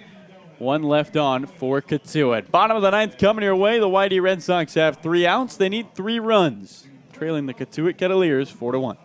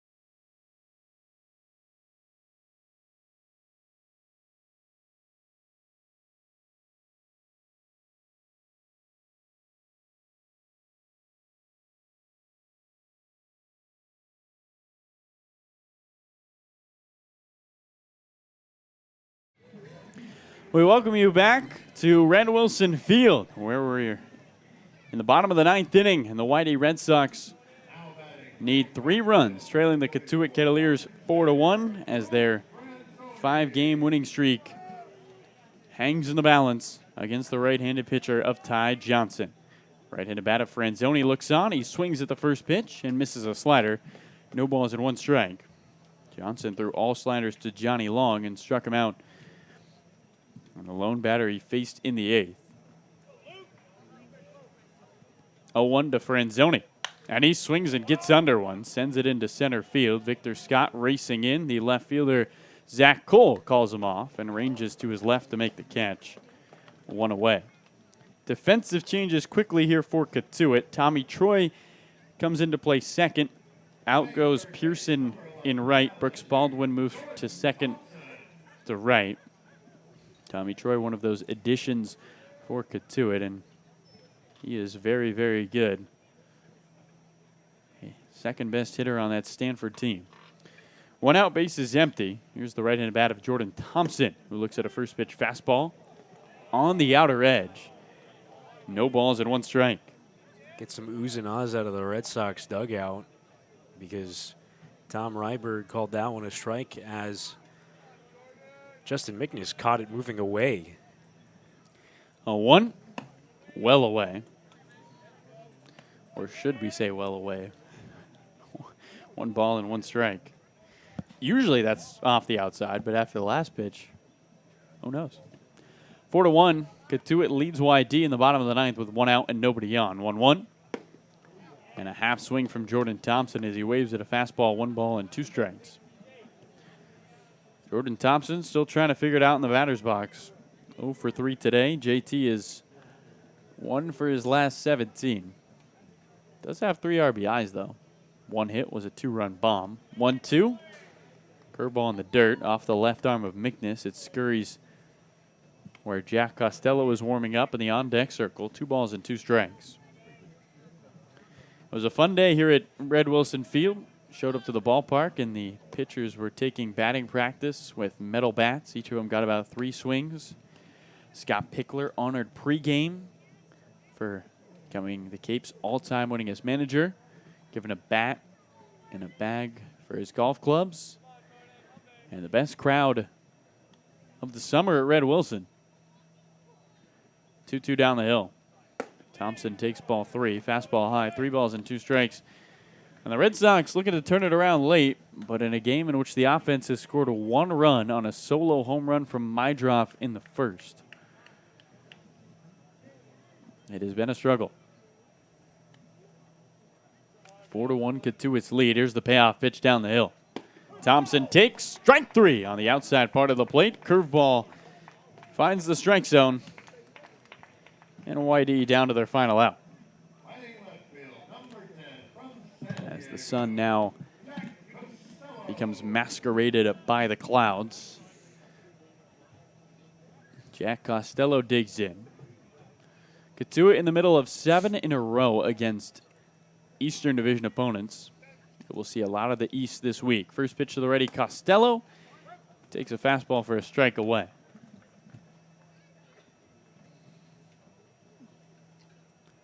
Just a couple of fans out in the outfield. It was completely full across the fence in the middle of the innings. 0-1. Costello rolls one on the ground. This could do it. The third baseman, Karros, vacuums it in, throws across the diamond in time for the out. And the Cotuit Cavaliers remain unbeaten on the road as they end the YD Red Sox 5-game winning streak with a score of 4-1 at Red Wilson Field. On a day that Scott Pickler is honored for becoming the Cape's winningest manager, Mike Roberts and Cotuit play spoilers and continue their dominance on the road as we welcome you in to the broadcaster's booth here at Red Wilson Field. Carlo Jimenez and Sam Lebowitz. Sam, the Red Sox will be back at it tomorrow against Chatham, and really not much to take away from this one. Really, at the end of the day, it was just a day in which the offense really couldn't get going for the Red Sox. Only 5 hits in this game, and not many of those hits with runners on base. Plenty of runners, almost 1 per inning for the Red Sox, but they really couldn't get much traffic going beyond just 1 runner on base at any given time. Not a lot of opportunities with multiple guys on base. And in a day where your lone run came on a solo home run, usually that means that things are not going great for the offense on that day. 5 Cotuit pitchers combined to shut the Red Sox down today. Just 1 run. The trend continues. YD has lost every game in which they have only scored 1 run, and a group of hitters that was swinging the bat well over the 5-game winning streak. 270 average for YD disappearing today. Sam, going at Chatham, then at Orleans the next couple of days. You have a chance to gain some traction on some Eastern Division opponents. What can the Red Sox look to improve on going into tomorrow? Well, a new environment tomorrow at Veterans Field, and then you get Eldridge Park on Friday, which also plays as a hitter's park occasionally, depending on where you can get it. A little down the line, it's absolutely a hitter's park. So the Red Sox really just got to play their game of baseball. They got to get back to it tomorrow. Hopefully Mike Bovey's back in the lineup for this Red Sox team that struggled today offensively. And hopefully a few more baseballs fall in the direction for the Red Sox. There were a lot of balls on the ground for the Red Sox today and a lot of fly balls that they got under. Didn't really hit too many baseballs with authority outside of the solo home runs. So really, you're just hoping to barrel some baseballs up because the pitching, for the most part, did its job enough. 4 runs, they kept the Red Sox in the game. The offense just couldn't get anything going. You hope that trend ends tomorrow against the Chatham team that has struggled on the pitching side this year. The Red Sox have beaten Chatham the lone time these two teams squared off, and you hope that you come out swinging and hitting the baseballs hard tomorrow. Latest start of the summer is coming at you tomorrow. We'll have it first pitch on our YouTube page at 7 o'clock. For Carlo Jimenez and Sam Lebowitz, our producer, Zach Glapp, we're saying so long from Red Wilson Field. The 5-game winning streak is over for the Whitey Red Sox as they fall to the Cotuit Cavaliers 4-1.